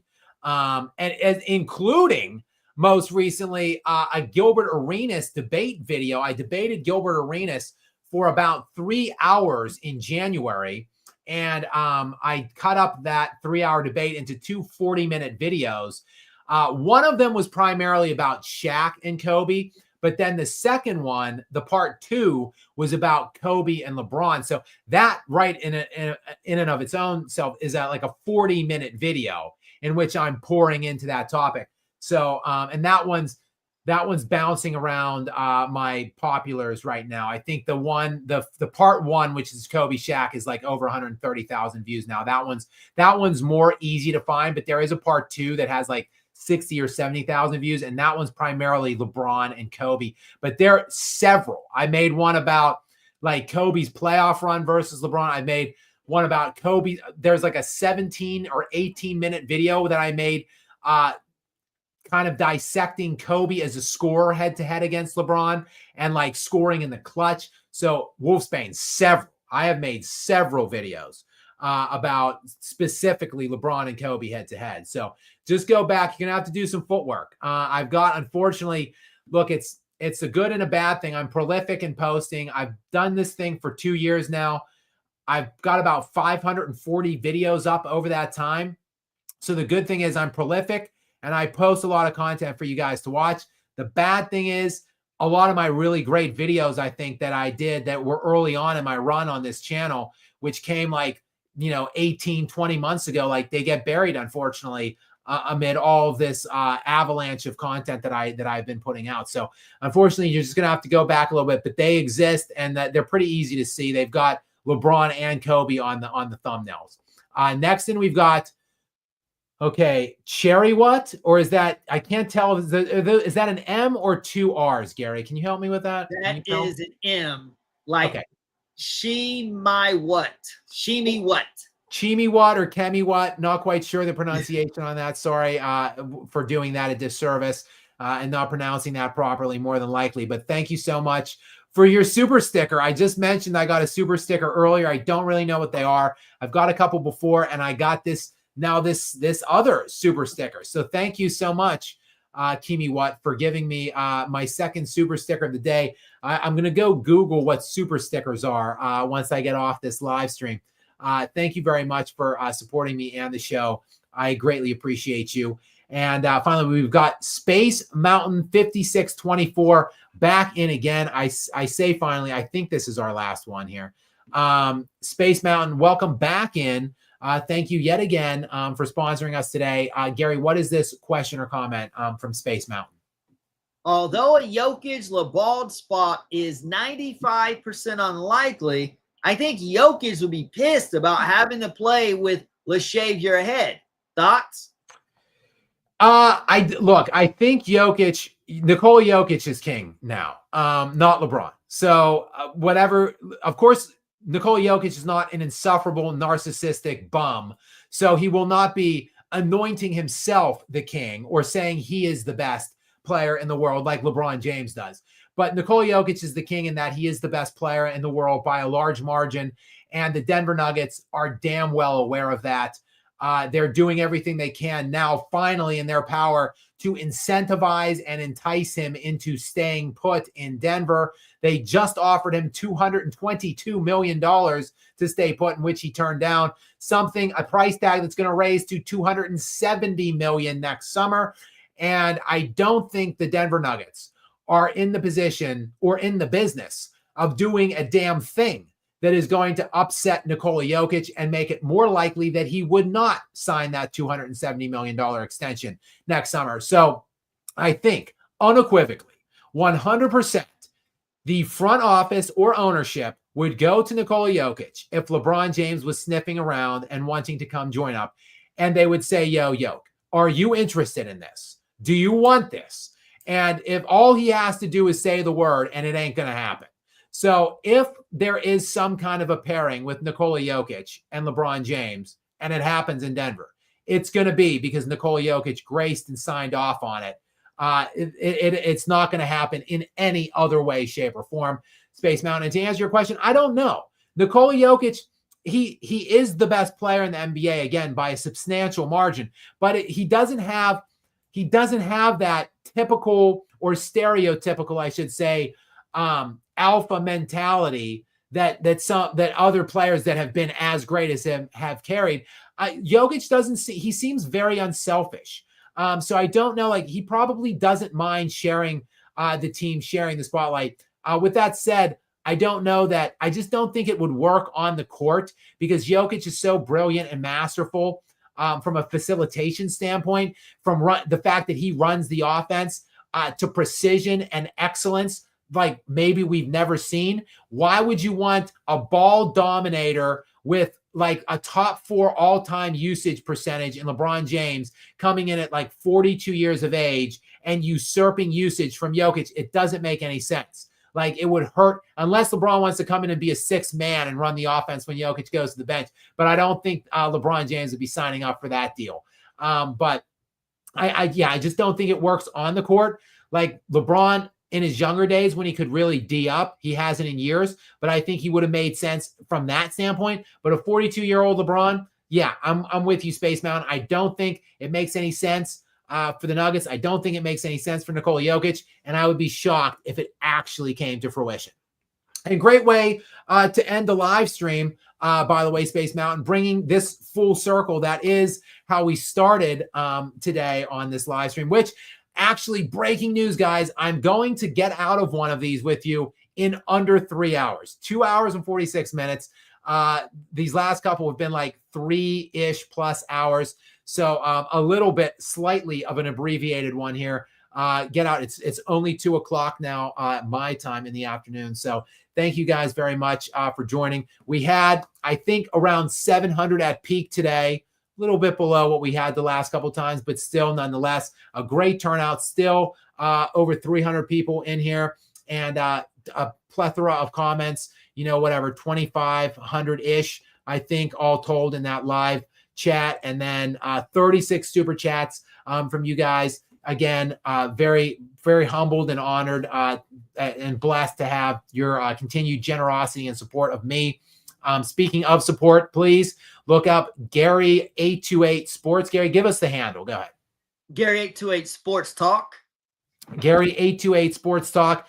Guys, check out his channel. He's putting out content as well. He has some good videos up there, some larger videos with big view counts. So go ahead if you haven't yet and check out him and throw him a subscription and like and watch some of those videos as well. And guys, as always, please, I am on a mission out here trying to get to 100,000 subscribers.